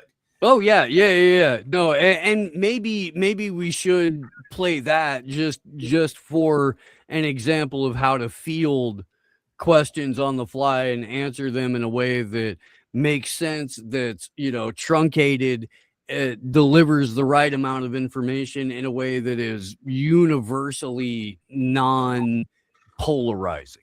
It was impressive. It was impressive. Yeah. If you have not voted, vote now here or in studio. You can go ahead and put that mic down, buddy. I didn't catch him saying more. He's got more. These guys I'd say who won and lost. I only caught it on the last one, and it was funny. But before you guys get off the stage, what the total votes was, he's like, she won by 17, and my thought was there 18 votes? Yeah. Shake hands, and then we're gonna kick it up to the analysts. All Great right, job, now guys. sniff each other's hair. Thank you. So they both weighed in and are within the same category. Give it up for our debaters. I want to take a quick. And that's, you guys, look, I've fucking been there. I have. There's shit all else on the planet worse than playing to an empty room. Takes the heart right out of you. I really truly hope that they're able to pack houses with this going forward. I really do, because I think that you're gonna run out of like big debate topics really quick. This is 6 episodes tops if you don't make it fucking fun. Yeah. They could do boobs or butts debates all day long. Well, Tripoli used to do twerking in politics as a YouTube channel where Sure. he'd have like, you know, up over his left shoulder or whatever would be a second image of just some big booty Latina shaking her ass. And then he'd be like, here's my opinion about this thing today. And it was twerking in politics. And that's what it was. If you took that to the main stage, it would only be, hey, we're here to watch people shake their ass. What are you doing trying to talk over this? It only works in a 2-dimensional format. Yeah, like you said, also there's just in the debate world, you're going to end up just rehashing and rehashing. It happens on every channel that you see. Big Kent Woods in the chat right now. Kent, I got to tell you, my friend, when Ben and I were discussing this episode of the show the other night, I did say, hey man, it kind of would, since they already have the WWE stage out there, it kind of would make sense if they just did a little bit of foxy boxing right in the middle of it. A little bit of lingerie boxing. You could have Candace Owens and Erica Kirk right before the main event. Like my idea on it was when the main event started and the pyrotechnics went off, it just reminded me of when Bill Goldberg used to come down in the WCW days, and he'd stand in the middle of those pyros and suck in the smoke and then step out and be like, blah, and smoke would just come rolling out of his mouth and shit, and he just looked like a fucking mad bull. If Earl Davis wanted to win her debate against Anna Kasparian, and I want to make sure that we're all here when I say this. All right. So let's all just get in here. Okay. If Pearl Davis truly wanted to win this debate, what she would have done, as opposed to what we're going to show you, what she would have done is walked out there in a fucking Austin 316 t-shirt. Yes. With the sleeves cut off. She had a beer in each hand. She fucking cracked them, pounded both of, shotgun them motherfuckers like she was born doing it, threw the fucking cans in the audience and said, let's fucking do this. If she would have been able to hit somebody in the audience, I would have been impressed. Oh my God. That would have taken aim. Would have taken aim. You could do like a whole Hunger Games aspect to it. Everybody involved in this project knows that we're living in a dystopian shit show. Yeah.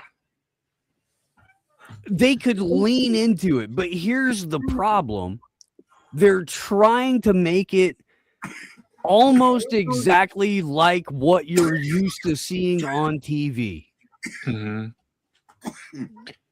Yeah, they need to get more Running Man about this. Yeah. Oh, yeah. What are the stakes? There are no stakes. There are no stakes. It's internet points. Apparently. Yeah. That's all that's involved. Now, again, it's she's been raised from the moment we went live. I have no idea how much anybody's being paid for anything. No clue. In my experience, these large debate or these large events, and this was not a large event. The large events, you might get a little bit. You get free hotel, free travel, maybe a little bit extra, but really not anything to speak of. You're doing it for the exposure of it, is what you're doing it for typically. Now, I can't speak for Anna Kasparian nor Pearl Davis. You know, they are both much larger names. Pearl, I've not really seen do a whole lot of live events, but Anna gets around. She's as mainstream as it gets. I could see where she might have Marcus's theory might have hold some water. Anna might have needed some money to come do this.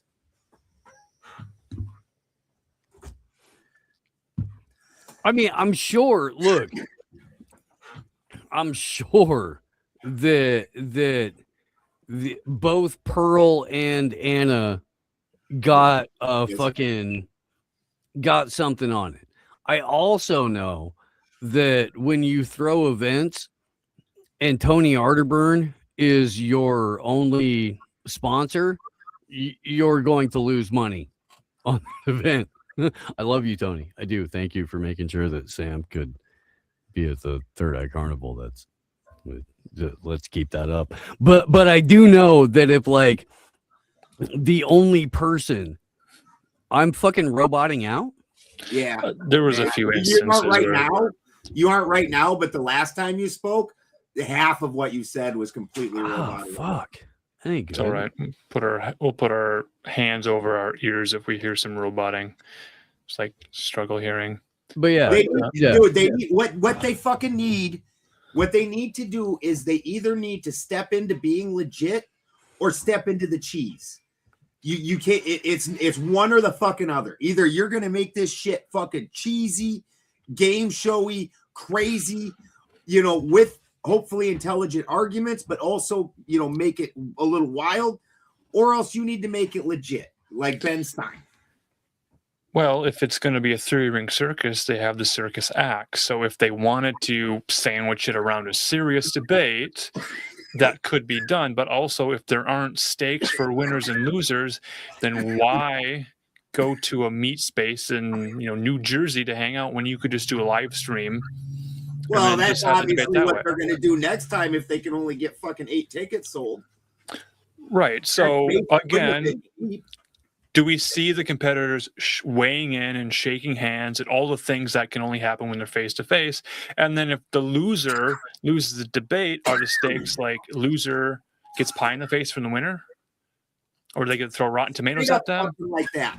It needs to be something fun like that, something funny as hell. You know, Like maybe a dunk tank. like put some knock'em sock'em boxing in there. Do something. Make it cheesy. Something embarrassing for the loser. Yeah.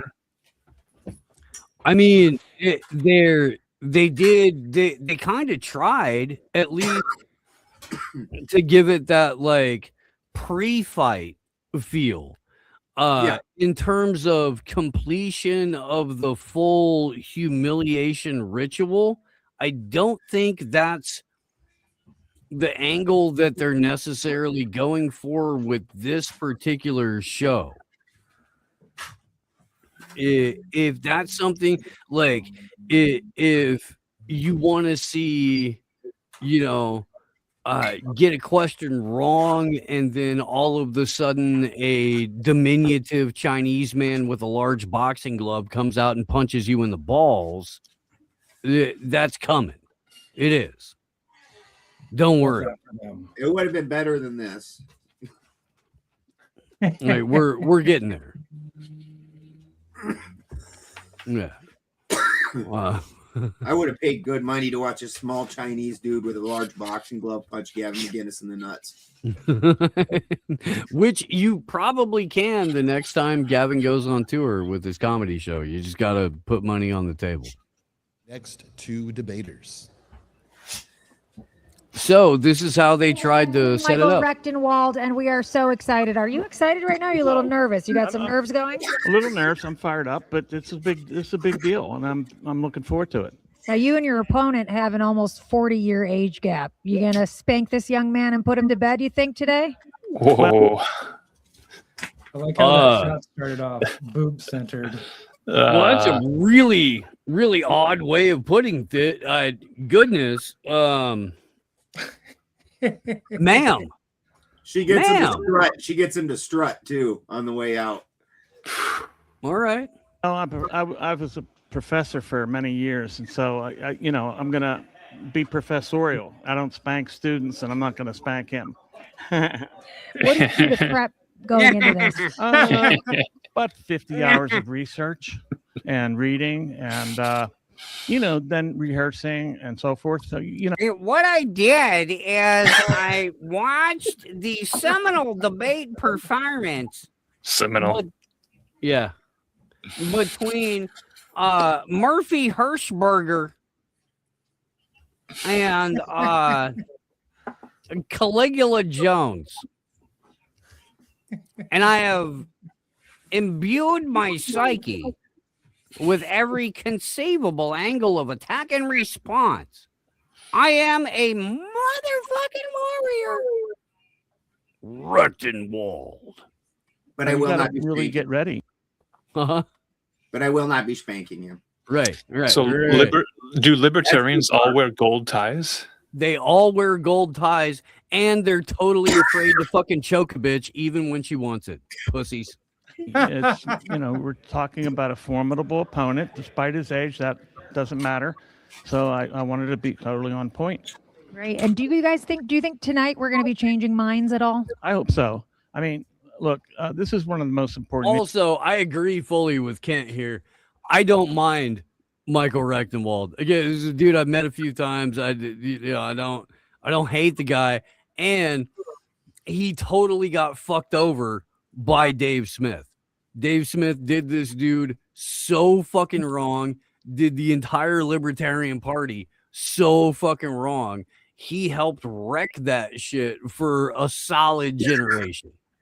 And this dude here, Michael Rechtenwald, is like left holding the fucking bag as one of the quote unquote grown-ups in the room for the entire party. Is the woman Hertzberger is a badass son of a bitch, Uncle Fatty. You are totally correct.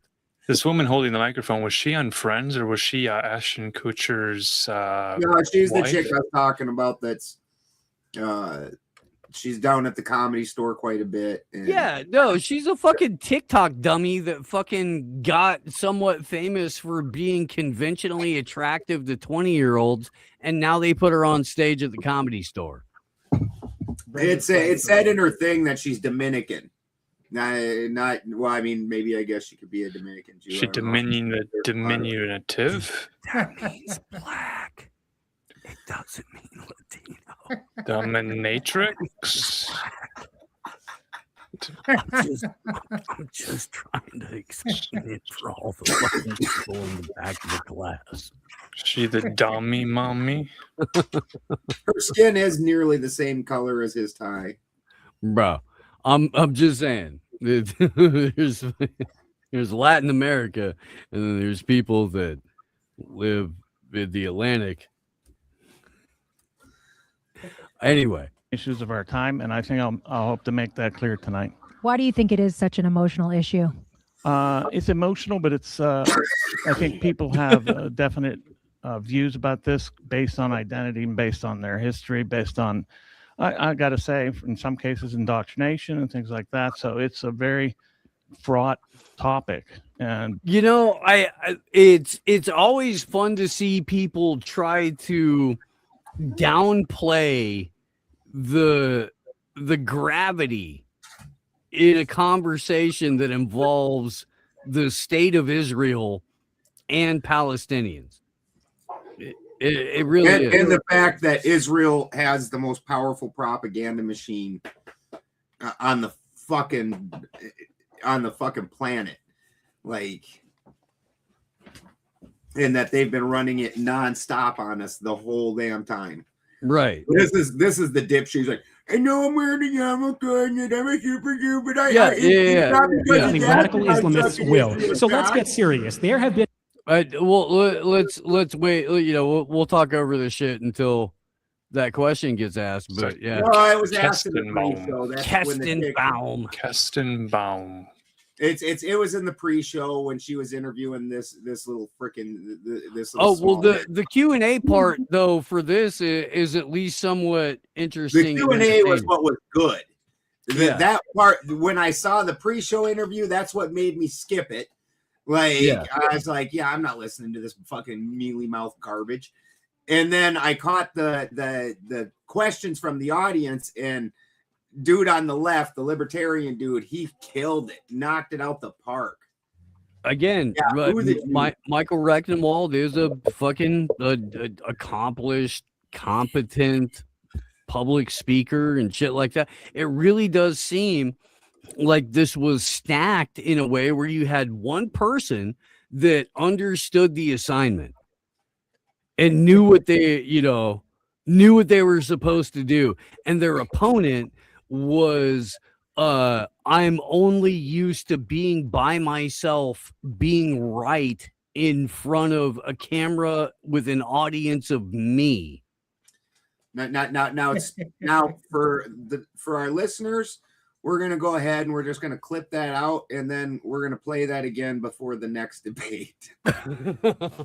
That's exactly what happens in the next debate too. God love them, dude. They're trying. They are. I get it. Like, I get the whole concept of the thing. I understand what they're trying to do, and I'm not even fucking hating on them for not pulling it off on the first run. I'm not. Dude. Yeah. No, that's tough. That's tough stuff putting these things together. I really do. I want to make it perfectly clear that, like, see Chris let himself go.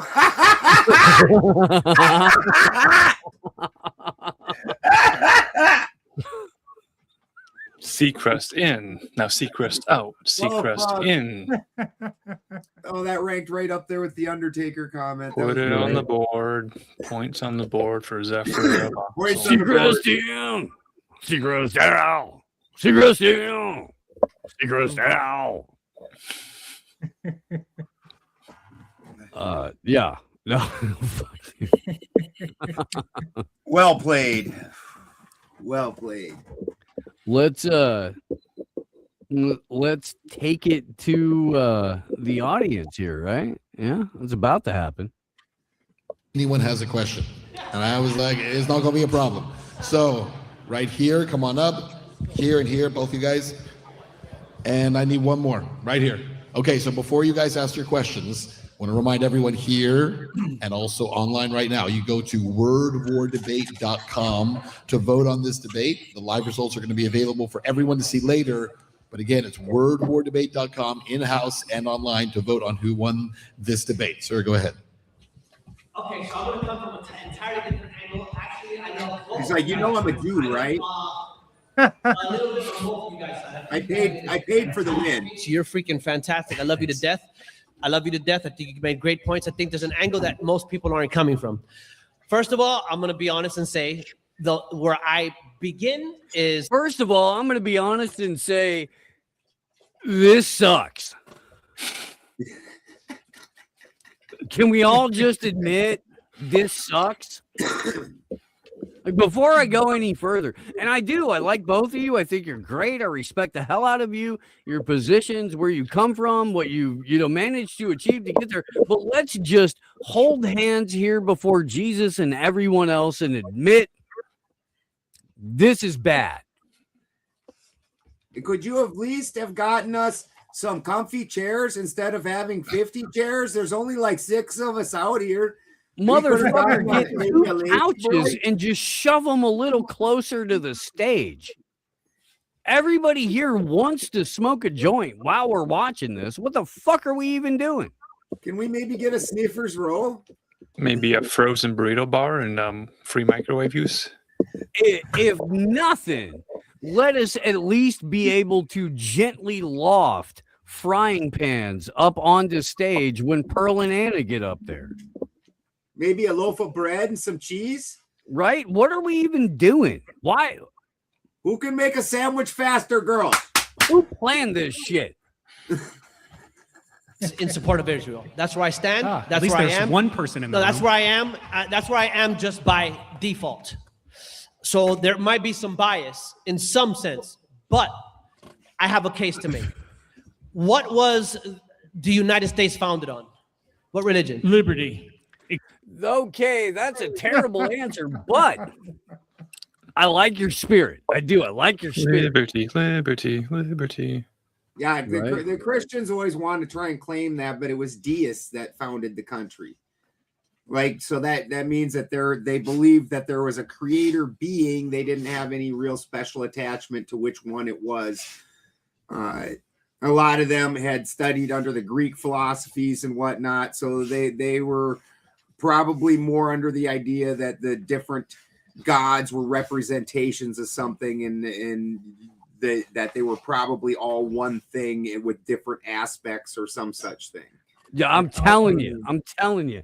Even if you want to pander to the queers and the ladies, you get what's his nuts, dude? Fucking Hassan out there in naught but a Speedo, and he has to fucking bare knuckle box Gavin Newsom after 23 beers.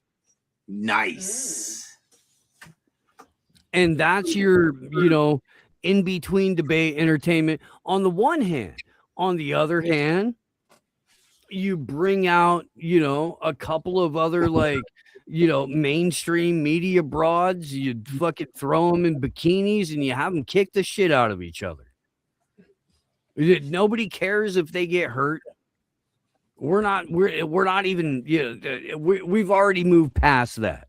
We just know that it's time for a little bit of cheesecake in between the part where people go and try to hurt each other with their words. And some dill burritos. I feel like we could all get on board with that. Yeah, the onboarding process wouldn't be too difficult. Have somebody out there who has weed-infused churros. You want to bring all the fucking people to your event? Sell churros.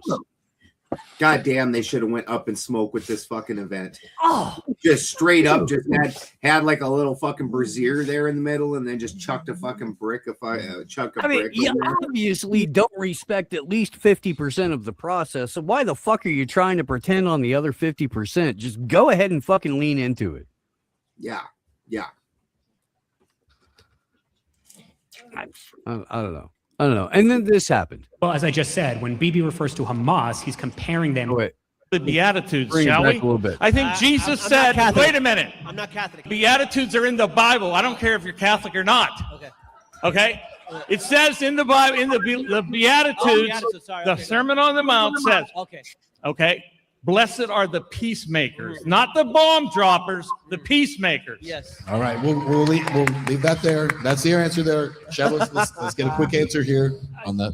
I'm not a Christian nor a theologian, but what I will say as an Orthodox Jew is America would be a significantly better country if more Christians went to church. America would be a significantly better country if more young people. You know, I can't help but wonder if they're born with Adderall enemas. Why are you bouncing around on stage like that so much, my guy? Why is this dude just Jew Destiny? He is. Well, Destiny is also learned Jew and studied the Destiny, New but Testament, yeah. and America would be a much better country if more Christians lived a life in accordance with the teachings of Jesus Christ. Okay, there you go. All right, I thank can't you, sir. disagree with Come on. that. Switch out. Yep. Thank you. Let's get a real question. Yep. My question is for the professor. I felt you did a great job, but I'm surprised that there's no mention of Israeli criminal networks like Epstein's and Maxwell's. Oh, yeah. And the Zionist billionaires like Les Wexner who fund them. Yeah, well, listen, here's the policy that I came into this with. I anticipated the possibility that I would be called a conspiracy theorist, and that if I brought up the Epstein issue, the Epstein list, the Epstein files, that I would be a conspiracist. Now, I think there's plenty of evidence that points to the fact that Epstein was working for Mossad. And by the way, running, the sex ring and all that, that's only a part of what he did. He negotiated deals with other countries, technology deals, all kinds of things. The guy had Yeah, he's killing it here. I wonder what the mustache policy is. Earn that gold tie. He's muted. You're muted, Steve. No here. This was probably the only moment of actual reality that got pushed out into the conversation, and it's buried in the middle. Right? Yeah, Like, no, he's killing it here. Yeah. if This is an actual you're thing that matters. if you're into it, yeah, maybe you'll watch all of it, but you're gonna watch the first little bit and go, okay, I'll just skip it. Who else they got? Oh, okay. Well, that guy, yeah. I did skip it. I saw this in a clip, or else I would have missed it entirely. Yeah. I So am finish playing his answer. The whole thing is just killer. All right. That was kind of a side job for him.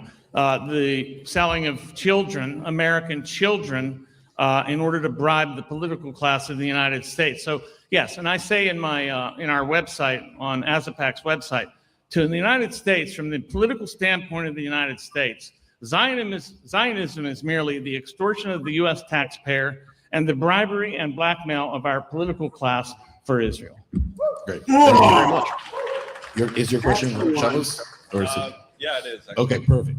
I have a very simple question for Chavez. Who is Amalek? Who's what? Who is Amalek? Oh, Amalek? Yeah. Oh. And do you believe they should be destroyed? Who are they? And do you believe they should be destroyed? I mean, I'm happy to have a Jewish theological debate, but I don't want to be rude. I'm not sure how much Hebrew you know, but most of the Mepharshim believe that Amalek is more of a concept in the age of Gullus. Are they people today? No.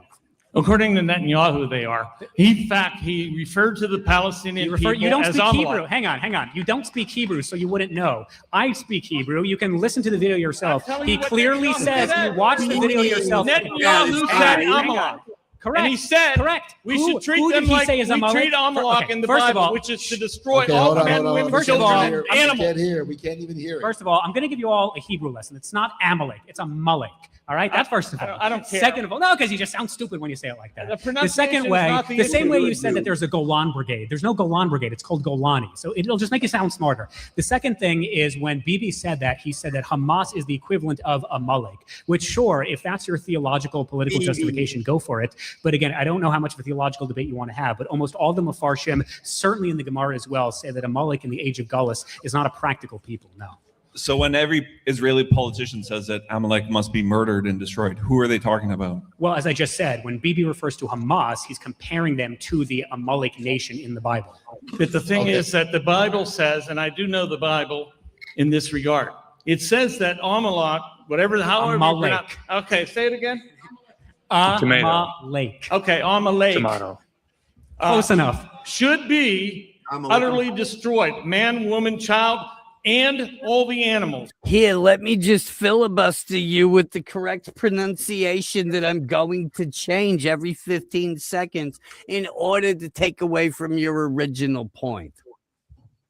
Amalek in Isn't the that it, like? Yeah, Isn't that what he's doing?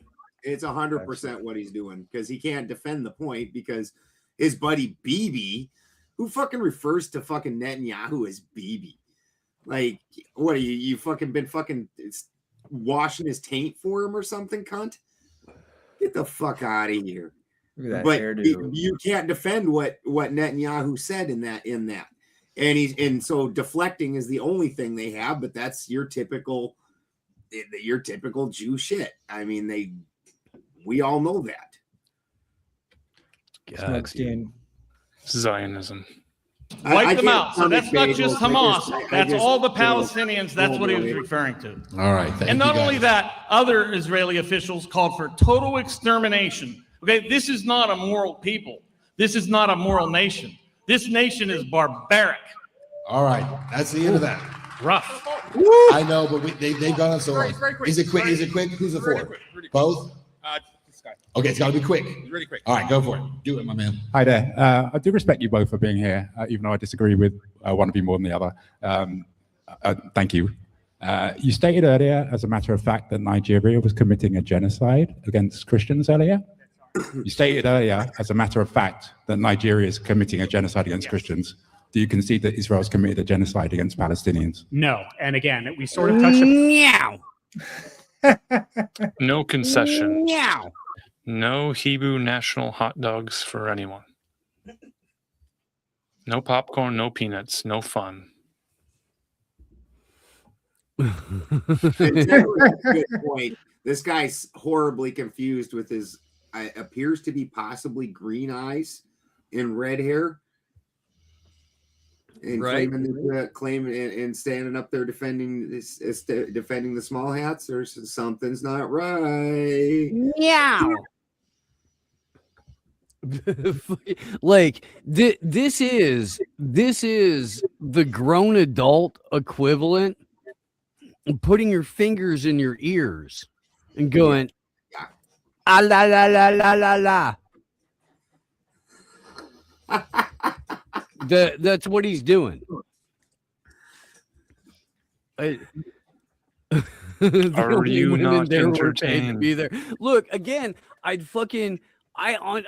feel deeply from having thrown events throughout the years and shit like that where we worked our asses off and nobody showed up.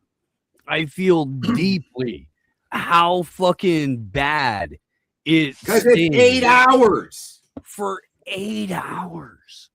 We To can't play fucking- it for 8 hours. you know, We aren't going to be on air for 8 fucking hours. You're looking around going, there are more people here involved in putting this together than there are people who came out to be here. And like, bro, I've fucking been there. I have a lot of empathy for this. If you've got the kind of budget to throw around for that stage, send people to the fucking bars that are within walking distance of this shit and go, hey man, I tell you what, dude. You want to see some wild? You want to see some people fucking screaming at each other in a way that like you that thing's the can't get? hottest thing ever. 100%. Pack those pews. Put butts What in Sam the needed seats. to do was go into the local strip club, pay the girls to come. Go be a fucking comic. Yeah, act like a fucking comic. In non-stripper clothes, come stand out the front of this motherfucker, start dragging dudes in. They start dragging them motherfuckers in as they walk by. Right. Hey, boys, what are you doing tonight? Show. Dress in your Sunday best. This is Atlantic City. You're Come on. in Atlantic City. God damn, do you think debate is the most exciting thing you can think of to be at when you're in Atlantic City? Atlantic City. They blew up the Chicken Man in Philly last night. They blew up his house too. Down on the boardwalk. They're ready for a fight. We gonna see what them racket boys can do. Colonel Sanders is selling poutine. They need comfort food. There's got to be, there's got to be fun, but to then sandwich it around this sort of, the energy in the room was like always weird, and then you thought it was going to zig and it zagged. So there's like you don't know what to expect.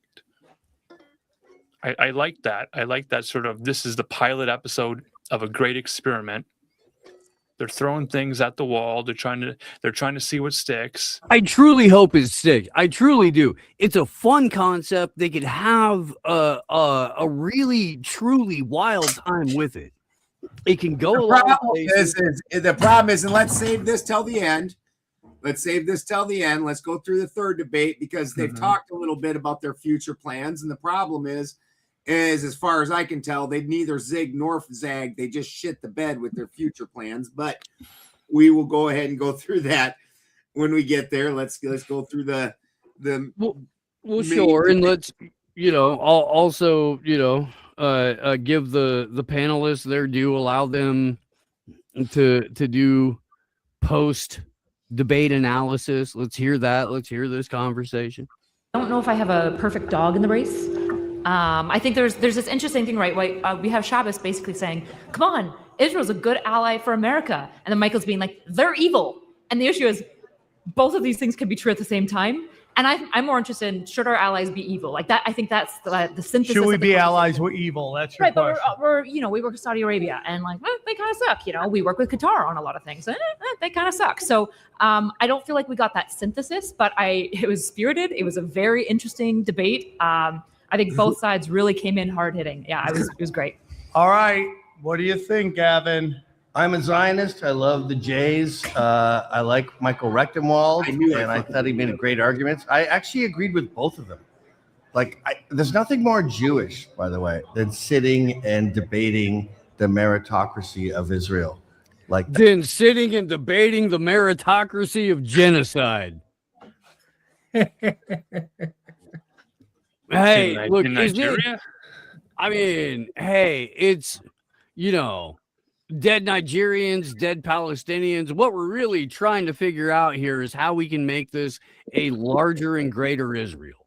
What if it's pronounced Nigeria?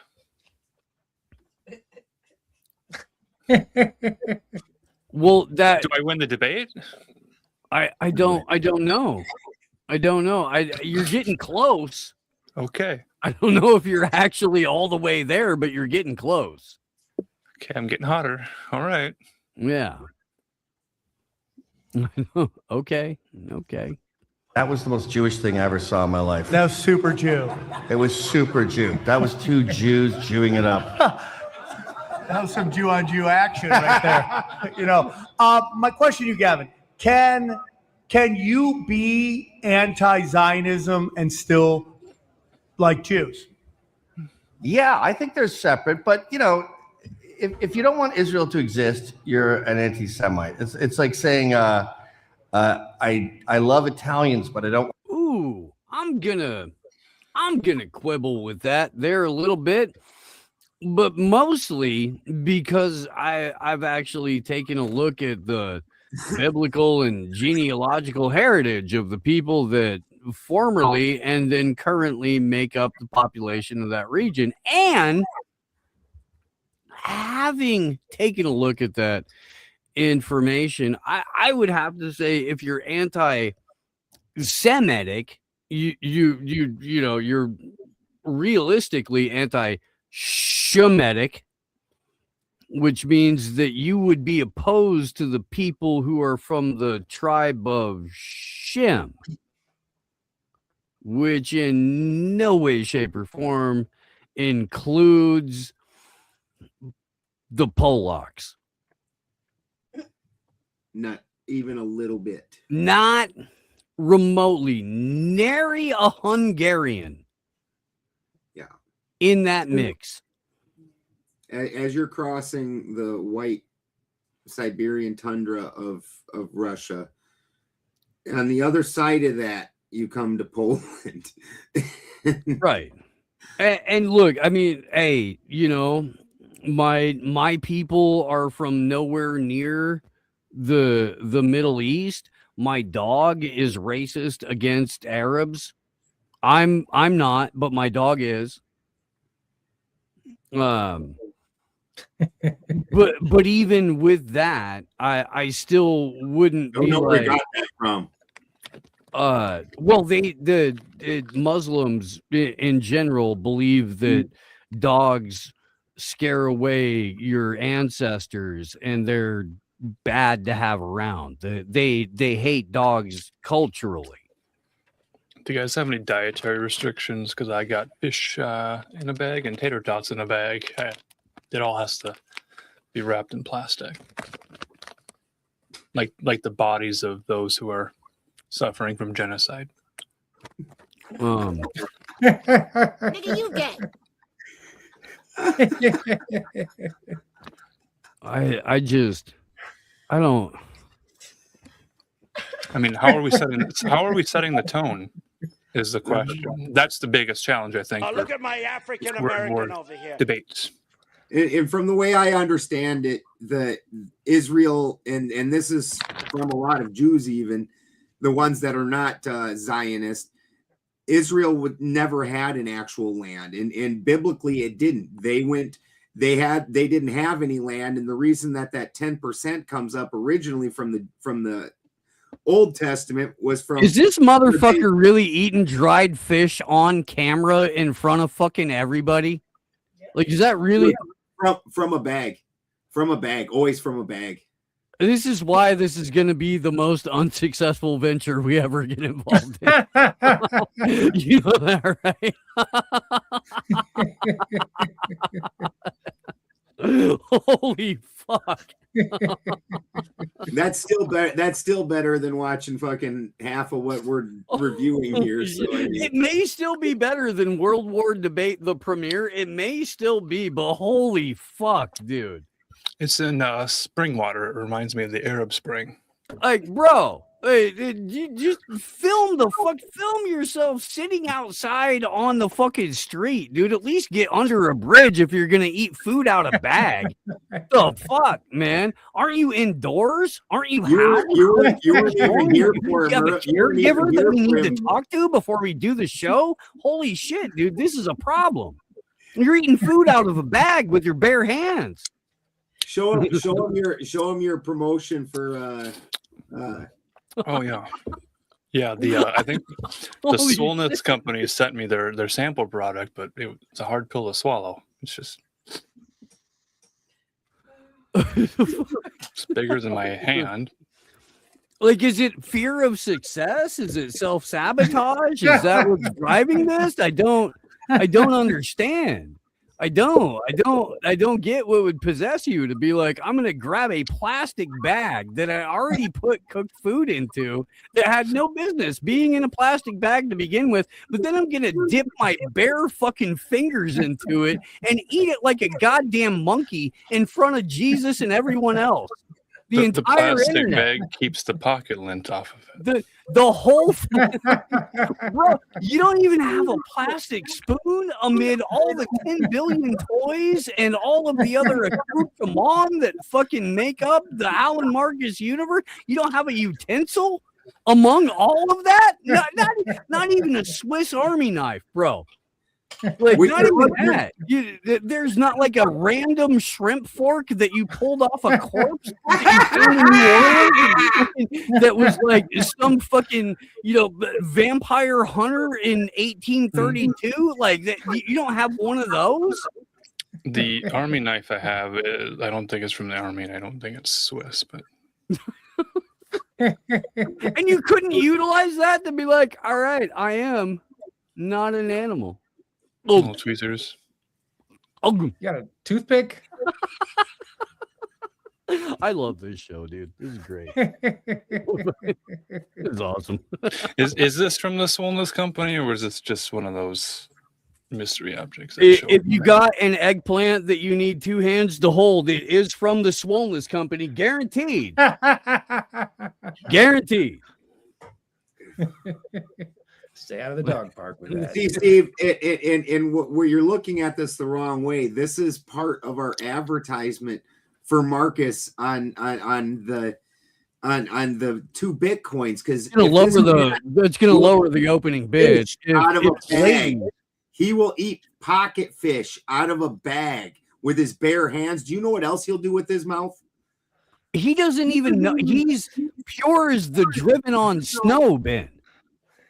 He doesn't know what to do with that. He doesn't even know what he that won't think it's gross. He won't think it's gross no matter what it is. Bro, you better approach that shit like you're trying to clean the fucking whisk with pancake batter on it.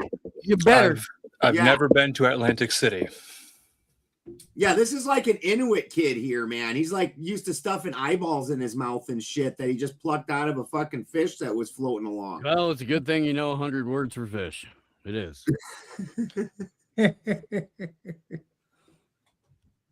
Yeah, if you can put your face in a fucking bag full of Sturströmmen, ain't nothing gonna affect you when you put your head down there.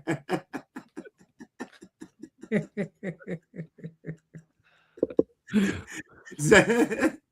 would take direction. That's why 2 Bitcoins direction. It's just some of us that know better too. But yeah. Holy fuck! What tell you here about the walking tacos? Want Italy to exist. So if you are pro-Jew, you're pro-Israel. You can't really separate those two. It's their homeland. And I support it, but I wish that people could understand that within Israel, like this debate in Tel Aviv would be a totally normal thing.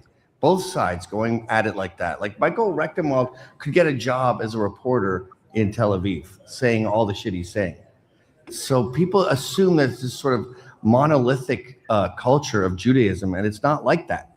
Like until it is, where you're free to have open debate, sort of, just like in the United States. You're free to have open debate, sort of, but the military policy never changes. Yeah. The official position of the state, that's always going to be the same. But hey, you can talk about it till you're blue in the face. Ain't that great? Yeah, nobody hate that. Yeah. Nobody here cares what the Jew book says, man. I mean, all right. So the atrocities of today is saying that the Jew book says that it's theirs does not fucking cover the atrocities of today that are happening right fucking now. I don't give a fuck what their stupid book says in any way, shape, or form. They're a bunch of liars. They're a nasty, sweaty, disgusting little people. They can go ahead and fuck off with themselves. I wish I would give them their own land. I'd put a fence around that motherfucker. Iron Dome? Fuck yeah. Let's give them cunts an Iron Dome. Sure. I mean, look, man, we could very, very easily spend several hours discussing what these guys just did in the interest of moving the show along. The reason I skipped this debate. No one get into it. Fuck that. Getting to the main event of the evening. You're gonna skip the pyros? 8 hours of entertainment, man. 8 hours. I actually I didn't see.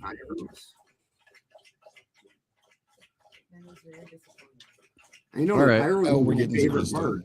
Let's talk. I mean, these guys already explained what the debate's about. How many of you know what it's about tonight? Feminism, modern feminism, perhaps. Did a quick interview with Anna and with Pearl in advance of this. And there was a comment that Pearl made. Maybe she'll mention it in a minute. She said, I believe I'm probably more of a feminist. I guess we'll find out what that means, right? Define that. Waiting to see. So hopefully we can get their interviews here coming up with Crystal, and then they'll head out here onto the stage. How close are we, guys? Almost there. No, where's the fucking flame? Good job. I think it's right when Pearl's walking out. We're gonna go back to you guys up there at the top. Nate, what are we doing? Why don't we do this? Why don't you put me and Sam in the same thing so we can talk to each other? I want to talk to Sam. What's that slutty novel you were talking about, Sam? It's called the monster milking. The Minotaur milking. You knew it. I didn't know it. I didn't know. It's disturbing as hell. I don't know. There's something about women milking cryptids out there, and all the ladies are reading it. I haven't read it.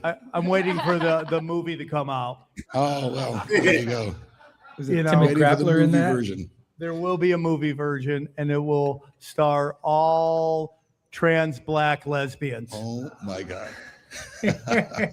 Maybe it was a mistake for me to ask you to put Sam on with me.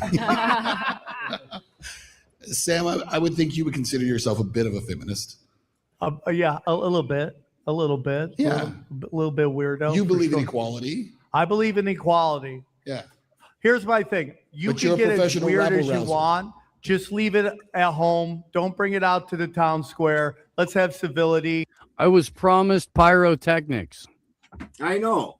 I told you that it took them quite a while to get the people on stage and shit, that they were fucking that all up. It's right before Pearl comes out. We're still not. How are you feeling right now? Okay. Pretty good. Do you Happy feel to be like here. You've waited long enough? Are you ready to get I'm out? hyped. I'm super excited. Come on. I've been sitting here for 6 fucking hours, you painted up asshole. What the fuck am I doing here? I interviewed Madeline Albright. I'm here to What the dance fuck for is the wrong six people with you that sit in the audience. Come on, let's get the energy up. Yeah. Love Y'all, it. 8 of you. Get Very hyped. happy to be here. Yeah, absolutely. Been here 8 hours. Why are you looking tired? Mm-hmm. And it didn't run. So I'll just ask you again, like, what do you think tonight is your best hope for swaying people in the crowd who might not be on your side? Okay. I don't have a lot of hope, to be honest with you. But look, I love that we're having this conversation. All right, I'm let's excited get to exploding shit. Scrap a little bit.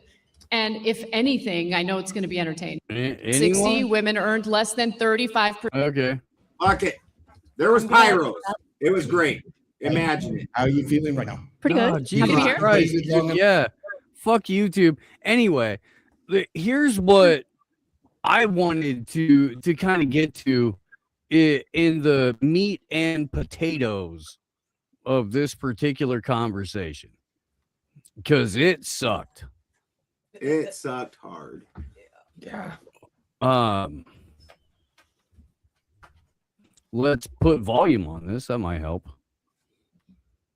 To suicide. I believe in alimony in specific cases where the woman decided to stay home. But that's a privilege. You're ridiculous. You said it's ridiculous. It's That ridiculous, it's a privilege especially, to stay home with especially your coming from a girl who grew up in an affluent situation. You don't know anything about struggling economically. So to tell a single mother who decided to stay home and raise her children instead of work, she doesn't deserve a penny to raise her kids after I'm gonna work hard to get her indignation up. piece of shit thing to say. This is the type of nagging that drives men to suicide. But I'm married and you're not. A little harder to debate someone who's not an OnlyFans girl, right? Not that I'm judging.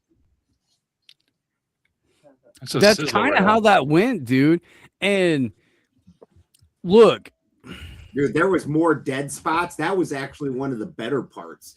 Fucking, there was more dead spots in that debate than I've ever seen, where those two would just look at each other like, literally, if you rewind that back to it was 10 minutes into the main debate, they both just petered out. They both just like tapped out and just started looking at each other like, like, that's not a debate, ladies. Looking at each other and going, is not a debate. Use your words.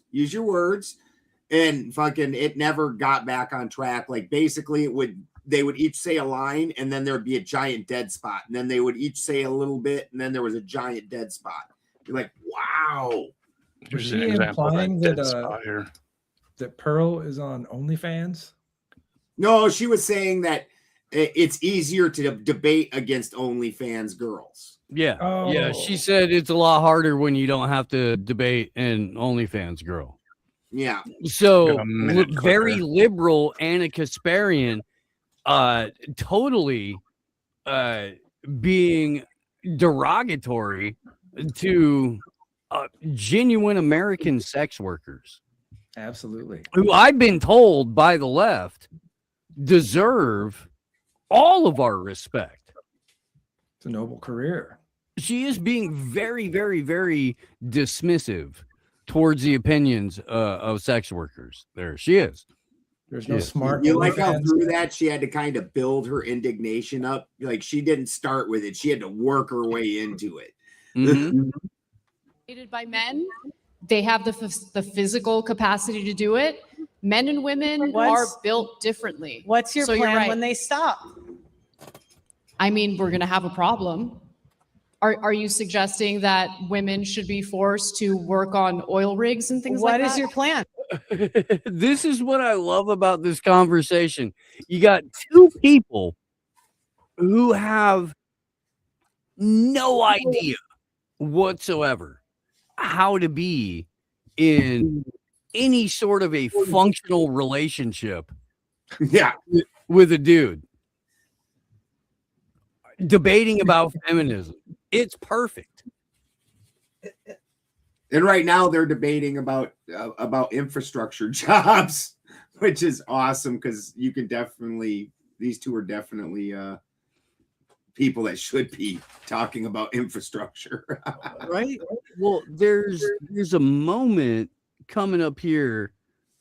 And like the next like 4.5 minutes are just it highlights why neither of these individuals should have been main event debaters. This is, look, I understand you had your one dude that you built the entire show around in Andrew Wilson totally bitch out on you at the last minute. I get that. There must have been a mayonnaise jar you had to open to get in the building. Something like that. Something like that. They were like, buddy, you know. I haven't heard it from anyone involved. I've only seen internet. I don't know. What's a good word to combine for confirmation and speculation? Specformation? That works. That works. Is that the title of the episode tonight? Yeah, that sounds right. Okay. Specformation? Specformation. For speculum-ation? Speculum? Spectacular? Economy of words. I'm working on it. It's the word war debate here, and I wasn't invited. I haven't practiced. Neither were any of us. but for episode title purposes, economy of words.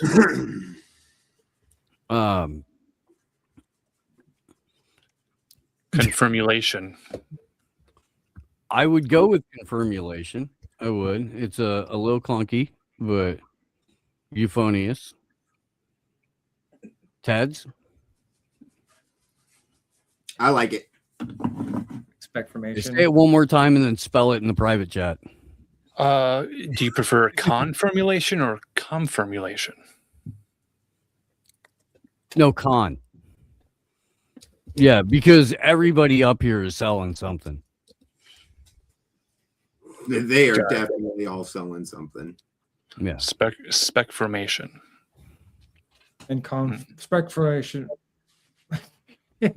Spectacular. Confirmulation. Can't put a Molech in the title.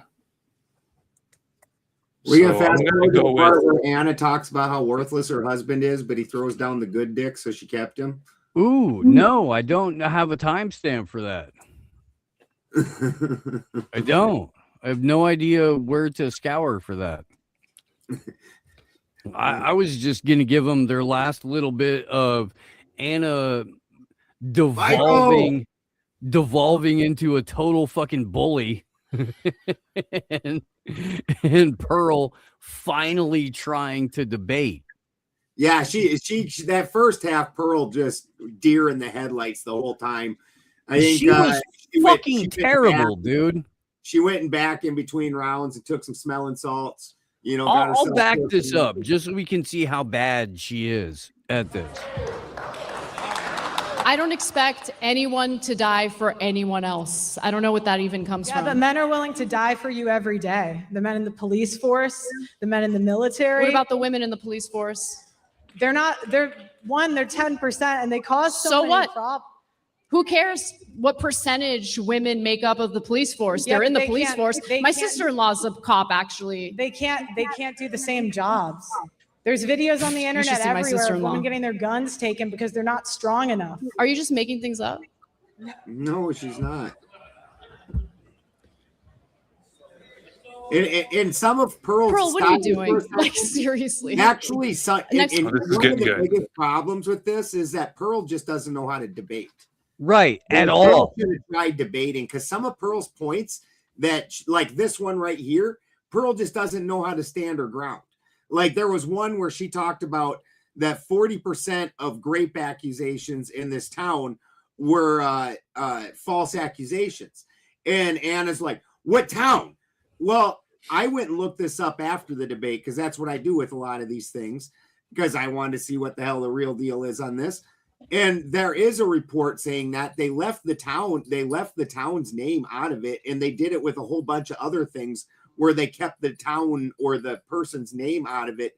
But they were saying legitimately about 40% of grape accusations are false accusations. That it's a shockingly high number. And it's more so than any other crime. And so she had her information right. She just doesn't know how to fucking stand her ground. Like, and for a chick that's like 6'4", and she could have just Sparta kicked Anna across the fucking room. Yeah. I mean, dude, seriously. Goldberg 316. Yeah. Yeah. Shotgun a fucking beer, throw the empty at this bitch, and then fucking double leg kick her right in the chest. Yeah. Could you imagine how bad a power bomb from her would be? She's so high up. Oh, that's got torque behind it. Fuck yeah. Legitimate torque. Yeah. Like fucking Anna could fucking like make a whole argument on the way to the ground.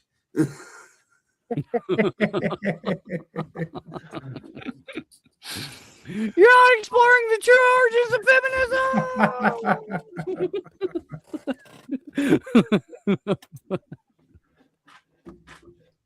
The wage gap is real.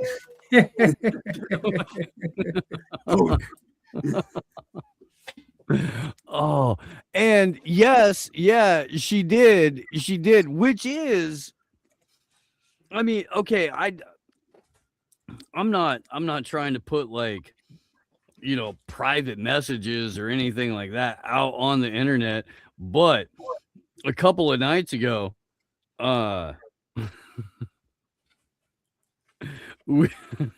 was,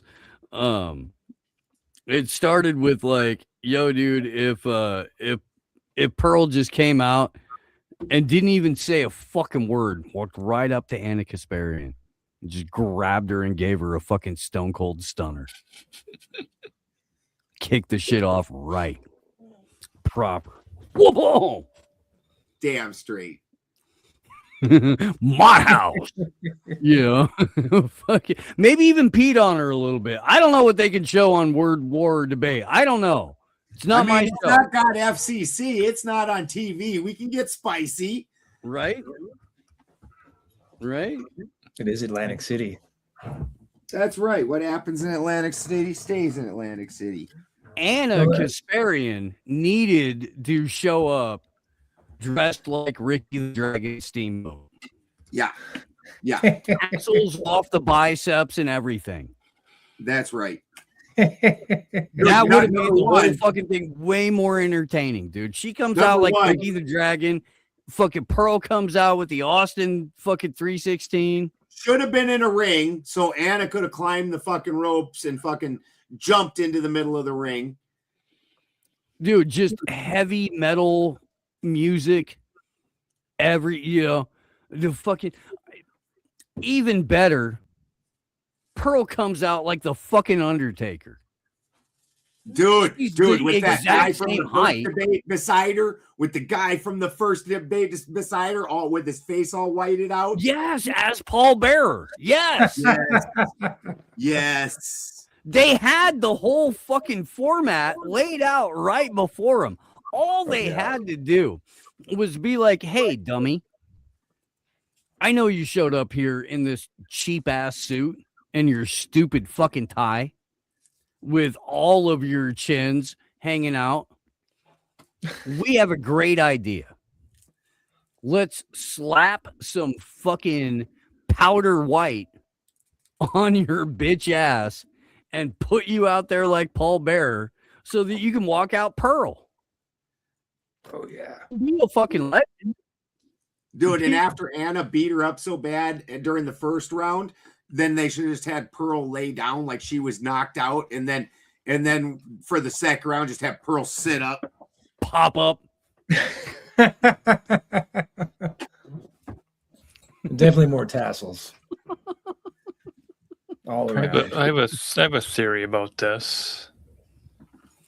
Wait, just hang on. Just hang on. You got Pearl back here, right? Just laid out, ready to go, and then.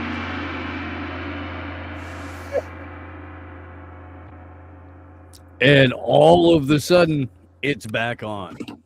Yeah. Whoa. Heard that one in both ears. Pearl grabs Anna and just lifts her off the ground to eye level. Ponytail. And then just does the whopper power slam.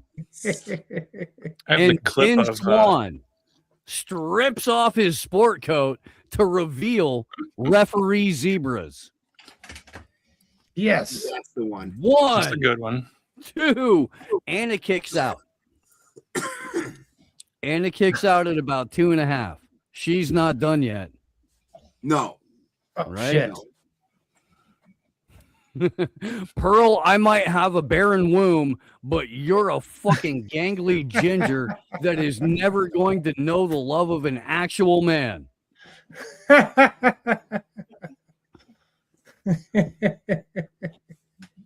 then Pearl just sits down and starts crying. Like, I hate you. I hate you. While she's crying, Anna climbs up to the top ropes. Backflips. Atomic elbow from the fucking top rope. I'm gonna give her the feminist elbow. Ginger forehead wide open. You could park a Volkswagen in the chasm in Pearl's forehead at this point.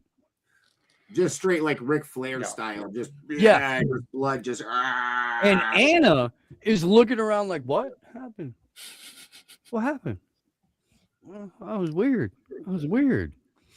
And What then happened? she squats over the top of her, pisses on her, and then lights her on fire and walks away going, we will take over Portland, Oregon, and drive out all of the ICE officers. Just as she's While crawling out waving an Israeli flag. I don't Just as she's crawling out the ring, when her last foot's in there, Pearl's hand snatches out from across the ring. Her fucking 8-foot long arm snatches her by the ankle. She pulls her back in the ring and just whop, whop, whop, whop. Are you sure you want to be on the record putting the word Pearl next to snatch? I am. Pearl Davis is the Stretch Armstrong of mainstream alternative media. And she is able to extend her forearm by several feet further than a normal human being. Yeah. She was actually formed of silly putty and talking points back in 1997. People didn't realize that Gumby was actually the father to her slut of a mom. Bro, Gumby fucks. If you are not aware of this fact, Gumby gets down. Yeah. Yeah, ready to drop the hammer at any moment. Which is crazy because he doesn't have a dick.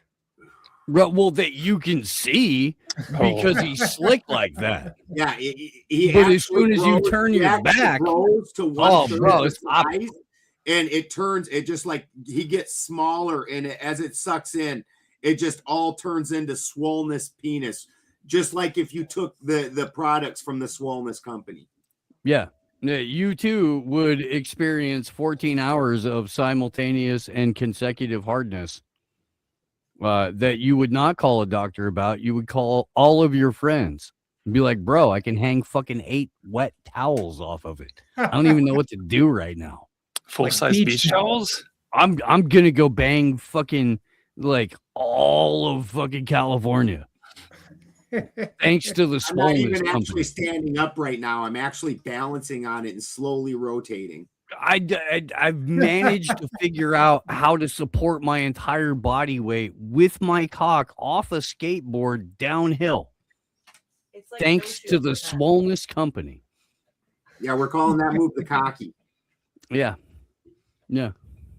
We're trying to get a sponsorship from Tony Hawk. Crossed with Kid Rock. It's the 6900. The That's what we're doing. Yeah. Yeah, see, this is brilliance. We could have had Crocs, made up for this, the whole nine. Let's check in with Pearl post debate, because I don't know about you gentlemen. I have about 10 minutes left before I turn into a pumpkin and have to wake up at 4 o'clock in the morning and do show prep. You have the clip of her talking about getting physical? Yeah. Okay. Is that me hitting play? Yes, sir. I thought about it. I'm like, you can talk like this to men, but I'm bigger than you. I could body you. Do you know what I mean? I'm like,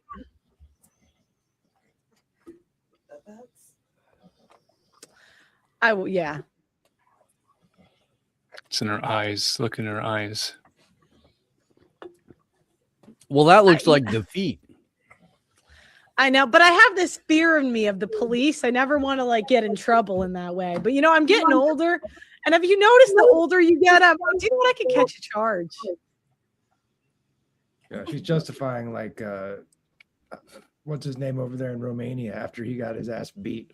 Boxing. Tate. He got beat up. He got lit up by a full-fledged fairy. Can you imagine getting the shit kicked out of you by a sissy in pink fucking trunks?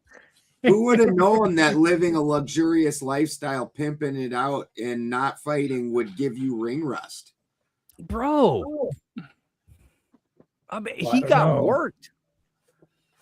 He spent a lot of time jumping onto the keyboard because women didn't know how to seduce men proper. So he would do the seducing for all of his hot ladies because he could seduce women or men way better than the ladies could.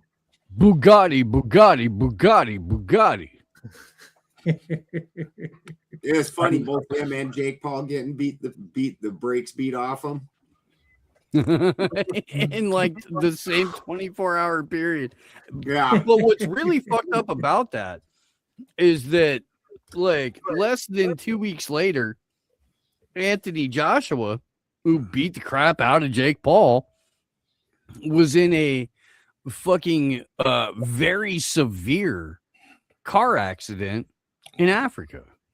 Oh wow. Where two of the passengers that he was with in the vehicle died as a result of injuries from the accident that they were in. Do we believe in accidents? I think that it They do is. happen. They do I think happen. that it's highly unlikely that vehicle would have succumbed to the damage that it did had it been carrying different passengers. Okay, so my final question about Pearl is she intentionally acting flame retardant, like nothing can hurt her, or, and we didn't quite see the full clip of it, and viewers, I do encourage you to go and watch the debate between Anna and Pearl in its full capacity to see this sort of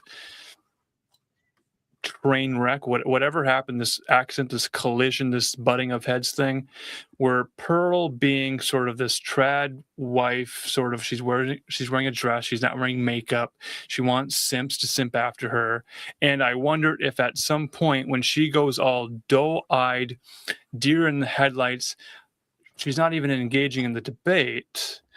At this point, does she become the battered wife and Anna's the husband abuser? That's the position that Gavin McInnes took in the post debate. That in a situation where there was an obviously more, in Gavin's opinion, feminine role being played by Pearl, Anna took the masculine role and channeled all of the aspects that are generally negatively associated with maleness. Now, I will, before we, I'll give a little bit of example of this. I think it's only fair. Shouldn't just be us talking about it. That he did, or was that my fault too? All right. So the other crazy thing is that Anna complains that women's opinions aren't taken seriously, while a whole event was catered around her opinion. The other thing that's crazy, what are you talking about? Is Anna complains about women being oppressed, and yet she had less experience than her co-host at the Young Turks. Hold on. Hold on. What were my complaints about women being oppressed? Can you be specific? All right. What You've did I had say? 20 Go ahead and years quote on- me. you've had- Go ahead and you- quote me, because you make shit up. Yeah. And you just all think right. like it's going to The stand. nagging, You've never make had it a end. strong woman Make it end, the challenge your nagging, make it bullshit end. assertions. You give her enough timeline and she'll just be like, you know what, you dumb fucking bitch, fuck you. Like, Sure she didn't really go over and get in her face though. look at that. Look at the positioning of Anna Kasparian's chin right now. Yeah, she ain't never been jaw jacked. That's She's I want to be fight. punched in the chin. That's the forward position of a chin, as Ben is delicately trying to say, that has never, ever once even been like Not, I wouldn't suggest ever at any point, under any circumstance, I would not suggest hitting a woman with a closed fist. It's bad form all around.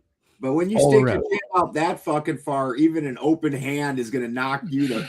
For those of you that don't know, this is the off button. When you can make this thing slide to the side, it doesn't matter who you are. The system shuts down. And It's so called when a you put that showstopper. thing out like that, just asking somebody to hit you anywhere on one side of it, and if it slides far enough to the other side, you're going night. Just if something is supposed to be held this way, and then all of the sudden part of it goes like that, real quick, the rest of the system can't catch up with that. Yeah. Where the head goes, the and body it goes, follows. I'm gonna take a nap until I figure this out. And there's this real nice bundle of nerves right here, right behind that fucker. So if you kick it off in a funny angle real hard, it grabs that thing and just. If you're unfortunate enough to be hit in that exact spot, it does give you a enormous starburst of white light and kaleidoscope-esque sort of visuals for about 1/10 of a second. Yeah. And everything's peaceful. And then everything goes dark or red, and then you wake up in jail. Yeah. Looking for teeth. Just very, very few ways that situation doesn't play out exactly the way that we just described it. Yeah. Especially if you stick your chin out that fucking far. It's like begging. What are you doing? And yet, It's like yet- Razorback Gorilla style. she's not done. She's not done. There's more. So go ahead and Make tell it me end. what have I complained about? Okay. Give me the quote. The nagging. You said women's opinions are not taken seriously. When did I say that? In a YouTube video. There's 2 women on this stage Okay, right now all for the right. Are we- headline event. Oh my God, are we gonna end? What's that got to do with what you said? When have I said women's opinions All don't right. get taken seriously? It's You kind just of make like it the up. roundabout. This is like eternal nagging. What is your plan for when Oh, the there she 80% goes. of women who work in the healthcare industry no longer want to do it? What's your I have a plan? plan. Yeah, what's your plan? Let's give the jobs to the men. They'll do it better. Male nurses. Yeah. Nurses. Look, I'm not trying to give notes here, but Pearl, everybody in the room was on your side until you showed up.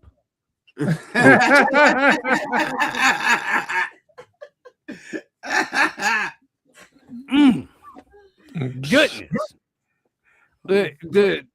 The least Flip you that. could have done, the literal least you could have done was show up prepared, and you didn't. All of the Teds on this show right now are not media trained, media savvy individuals, but we all would have known enough to go, oh, this is a legitimate mainstream media figure who's been around for like 25 fucking years, and she's a duplicitous, lying fucking trollop. Maybe I don't want to fucking wake up and wing it. Yeah. This chick has sat with the dirtiest vipers that there are and exchanged venom, and maybe you ought to come prepared with your facts. Dude, she has literally like fluffed war criminals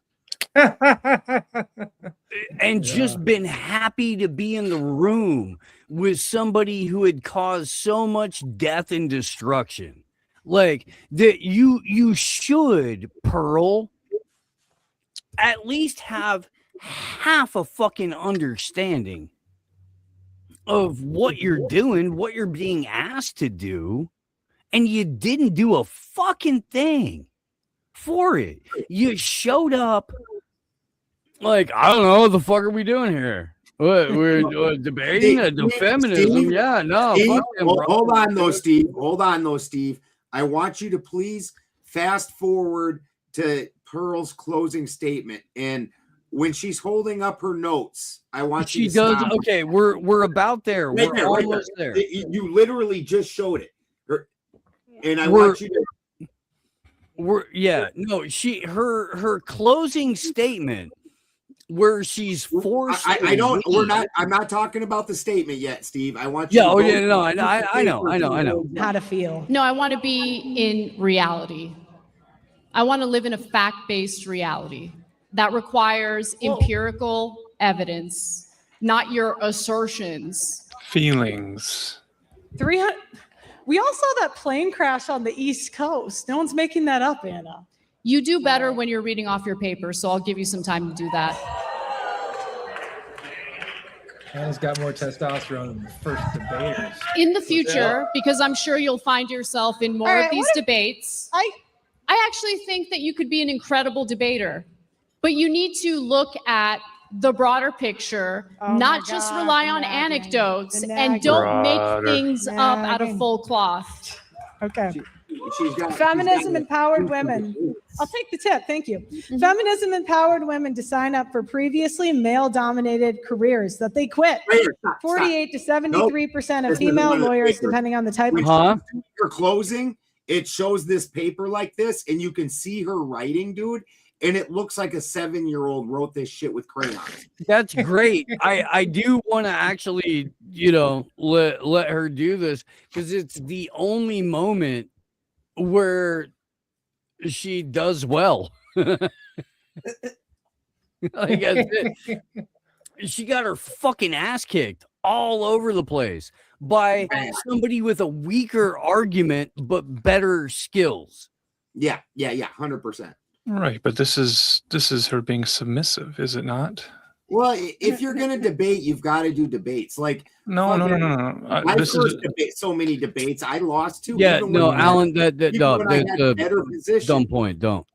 Yeah. No, I'll double down and say I think this is Pearl's entire. Now we can see the chat, Jimmy Dean. Yeah, no, it ain't working. It ain't, dude. It fucking flopped. She knew she was going to lose to Anna Bullshit. already. You don't think so? Bullshit. Okay, we'll play it out. Like, I mean, like, what would, okay, other than out of the confines of your bottom, where did you pull that from?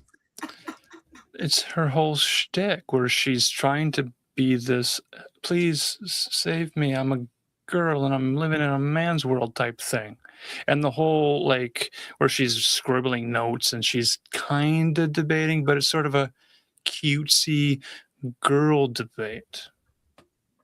Knowing that she's going up against the male figure of Anna, who's professional and is very assertive. So then she's going up on stage to then lose with this sort of like, I'm just a little girl, twirl my hair. What end? What would because be the we're talking about it. Out of the whole evening, this is the one moment We're that has been trashing shared. it. We're not talking about it. We're crashing it. Yes. And that is what moves at the speed of the internet. I don't think you understand how weeds, like, people try to push successful shows. Mm-hmm. Like, I there's this disconnect where perhaps, and I may be out of, maybe totally wrong about this, but it seems like a version of a good show in the Marcus Allen world is the most obscure, hard to track down need a fucking machete and 2 Sherpas to get to the actual point of the thing, and that's good. That's what you want. And then on the side where they're trying to make a marketable production where people are engaged and follow the plot, there's what they're trying to do and failing miserably. So I can see on the one hand how Pearl's performance would be a perfect AlanMarcus.com show and would be a perfect AlanMarcus.com performance. Flawless, because literally nobody understood what the fuck she was trying to say or where she was going or how she was trying to get there. Nobody did. And that to you is perfection and beauty. Whereas to the people who are trying to sell the show, that's a travesty because fucking nobody is going to pay attention or get involved. I think this is exactly why nobody showed up to debate with the dudes, the dog-faced dudes. But this is what they got, you know. Third world. They're not trying to appeal to the cerebral amongst us. They're not. So that's not the end game. The end game is to appeal to the bottom feeders who just want to see blood sport debate. They didn't deliver on that at all. No. That's a spectacle, not a debate. Yeah. Yeah. It was, I mean, look, clearly valiant effort all around. You just didn't have you went with what you thought was trending on the internet, and that's not reality. That's kind of the problem, is that if you're gonna do the show, market the show as something that is intelligent, then by default you can't base the topics off of what's trending on social media. You can't. The real winners of this whole thing was the fucking Thorpes, because the after debate show, the recording that those guys got after the debate, fantastic. Yeah, that was entertainment. Ben Thorpe got into it with Rob Knorr. No, Rob Knorr got into it with them. Well, Rob Knorr got into it with them, and then some other dude trying to impress Rob Knorr fucking talk shit to Ben Thorpe. And like Ben Thorpe was leaving, and the dude's like, "Yeah, you're leaving." And Ben Thorpe just turns around and walks back up to him, at which point you realize this other dude only reaches Ben Thorpe's nipples. You're like, oh, shit. And he just kind of towers over him. He's like, "What did you say? Well, what were you going to do?" Like, shit was hilarious. Well, and that's a legitimate human moment in the midst of what's supposed to be somewhat scripted entertainment, right? And we live in a fucking culture where people forget in real life that they're not on the internet. Yeah. So they say shit out of the side of their neck that's internet fucking whatever. And then all of a sudden, somebody Ben Thorpe size turns around and goes, "Hang on, what?" The funny part is Ben Thorpe is only my size. Yeah. Like, he's not huge. He's fatter than I am, obviously. But these dudes, Rob Knorr, Andrew, fucking this, like all, Ben Swan, all these dudes are tiny dudes. They're all necks and ankles. We Ben and I talked about this. I mean, Ben and I are about the same height, shit like that. Whatever, dude. You're the fucking maybe 6 foot. I'm 5'10", 5'11", whatever. We're right in. We're not hulking giants by any stretch of the imagination.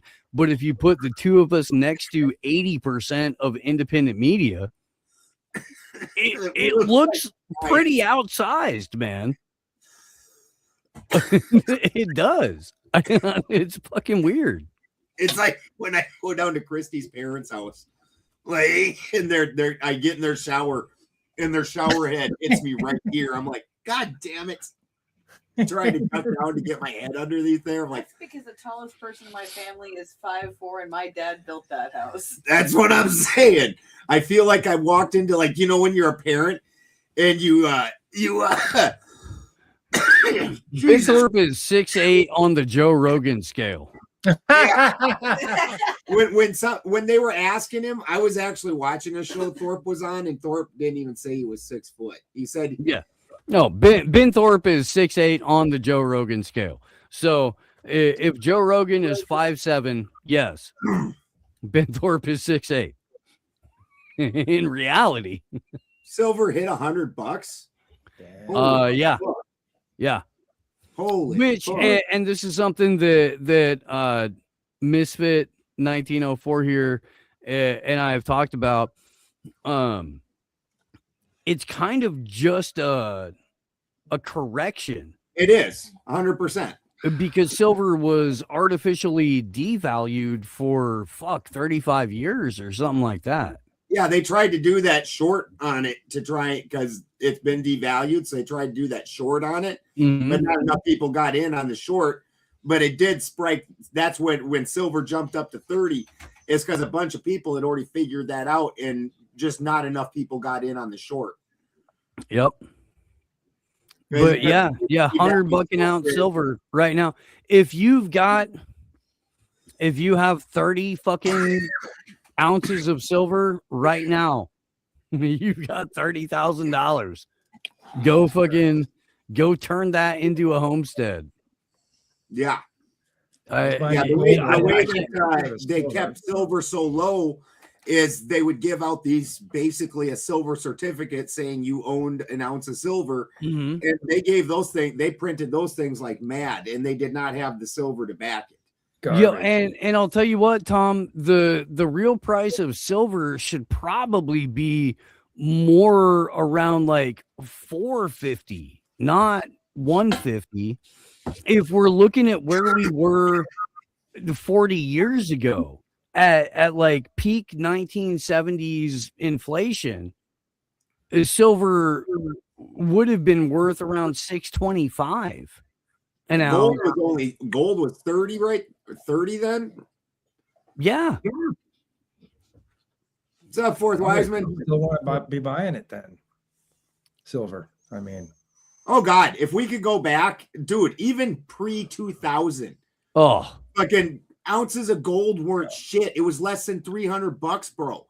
Like, dude, $265 for an ounce of gold, $400 for an ounce of weed. We used to brag about that shit back in the day. Bro, this is worth more than fucking gold. Yeah. Because that's how devalued gold was. $265, $235. I remember that shit because we were fucking pricing ounces of fucking cannabis based off of it. And now gold rate hit $5,000. $5,000. Gold's 5,000 an ounce. It's almost, it's like 46 or something when I looked last. It was 47.35 at like 11 o'clock today. Oh, smokes.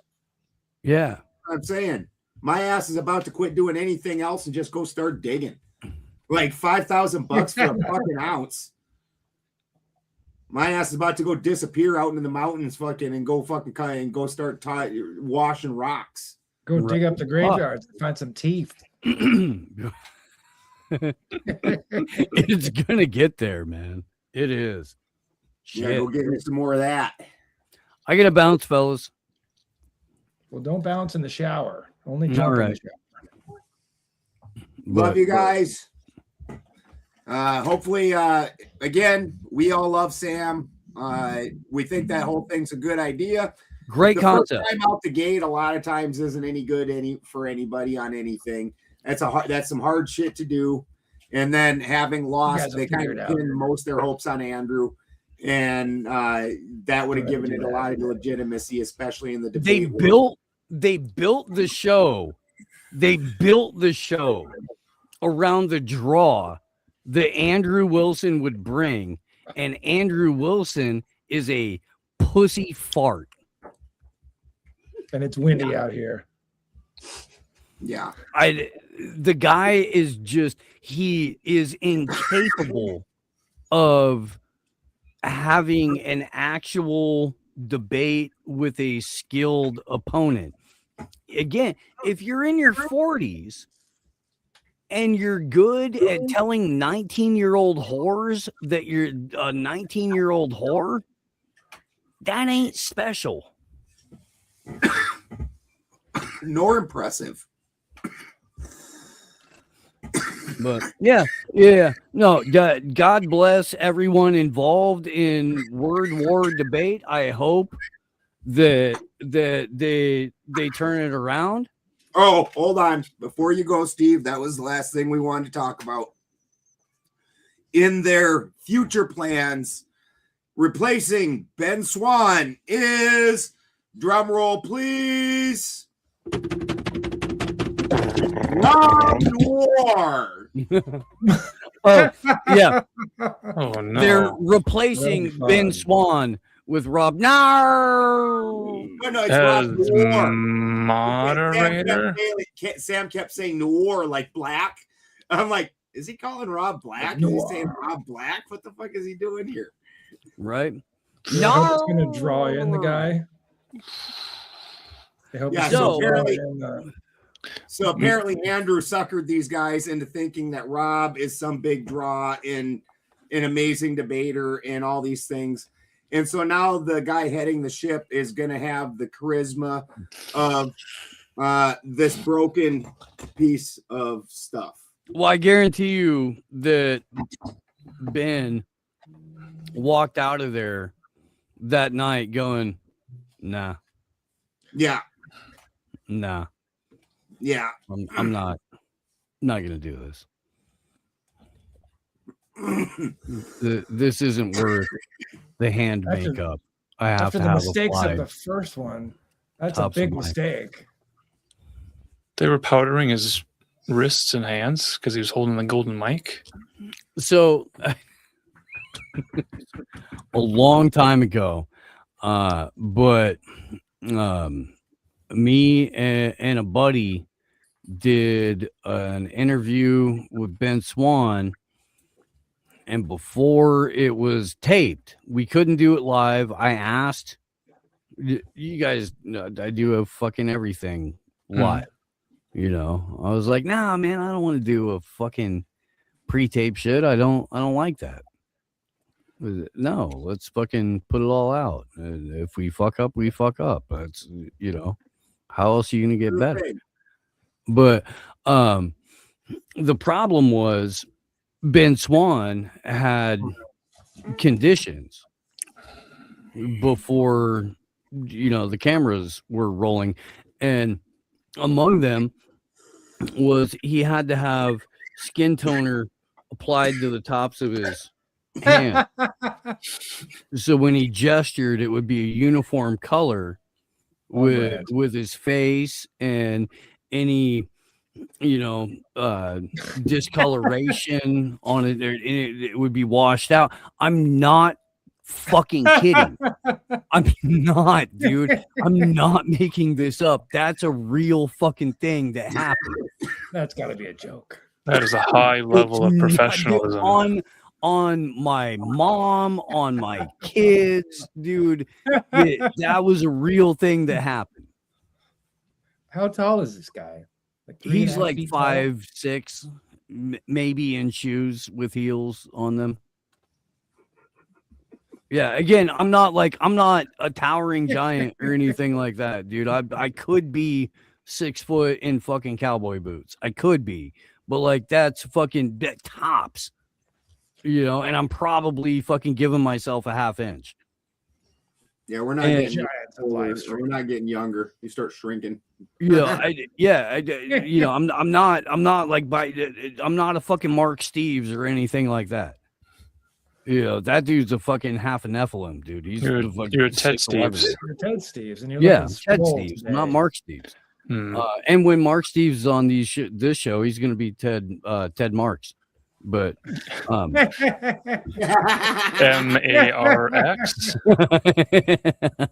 but no, like Ben Swan is a wee fella. He is. He's not. Yeah, At least his hands match his face every time. Otherwise, yeah, it's all that matters if you're on camera. Skin toner. Yeah, Uniformity. Maybe that's what's going on. Is we should be matching our faces and our hands, you guys. We're all like Ricky Bobby. I don't know what to do with my hands. Little bag. There's food in it. You can help yourself. Food bag. All right, kids. It's a doggy bag. Love to you go. guys. Love Come you on over guys. to come on over to the member section. Get a membership if you don't have one. Oh yeah, do that. In fact, maybe we should probably do this at the beginning of the show. Let's do a little bit of business before we get out of here. You know, but totally welcome to subscribe to the channel. There will be bonus content on the member page. There's always a after party that I don't participate in because I have to wake up at 4 o'clock in the fucking morning. But these guys don't. So they're gonna do that. Sometimes, like Cheney the Vampire Slayer. Cheney usually comes Right? on and joins us, and we let our hair down because it's only our members, so it's only our friends that are hanging out. So We forget we're live most of the time. Yeah. Say shit that we wouldn't say. Right. So pull up for that, dude. The fucking if you're hanging out and you enjoy what we're putting out, and then jump on in and be a part of all of the more of it. It's on the Benjamin Balderson channel. Love you guys. Yep. Take care, y'all.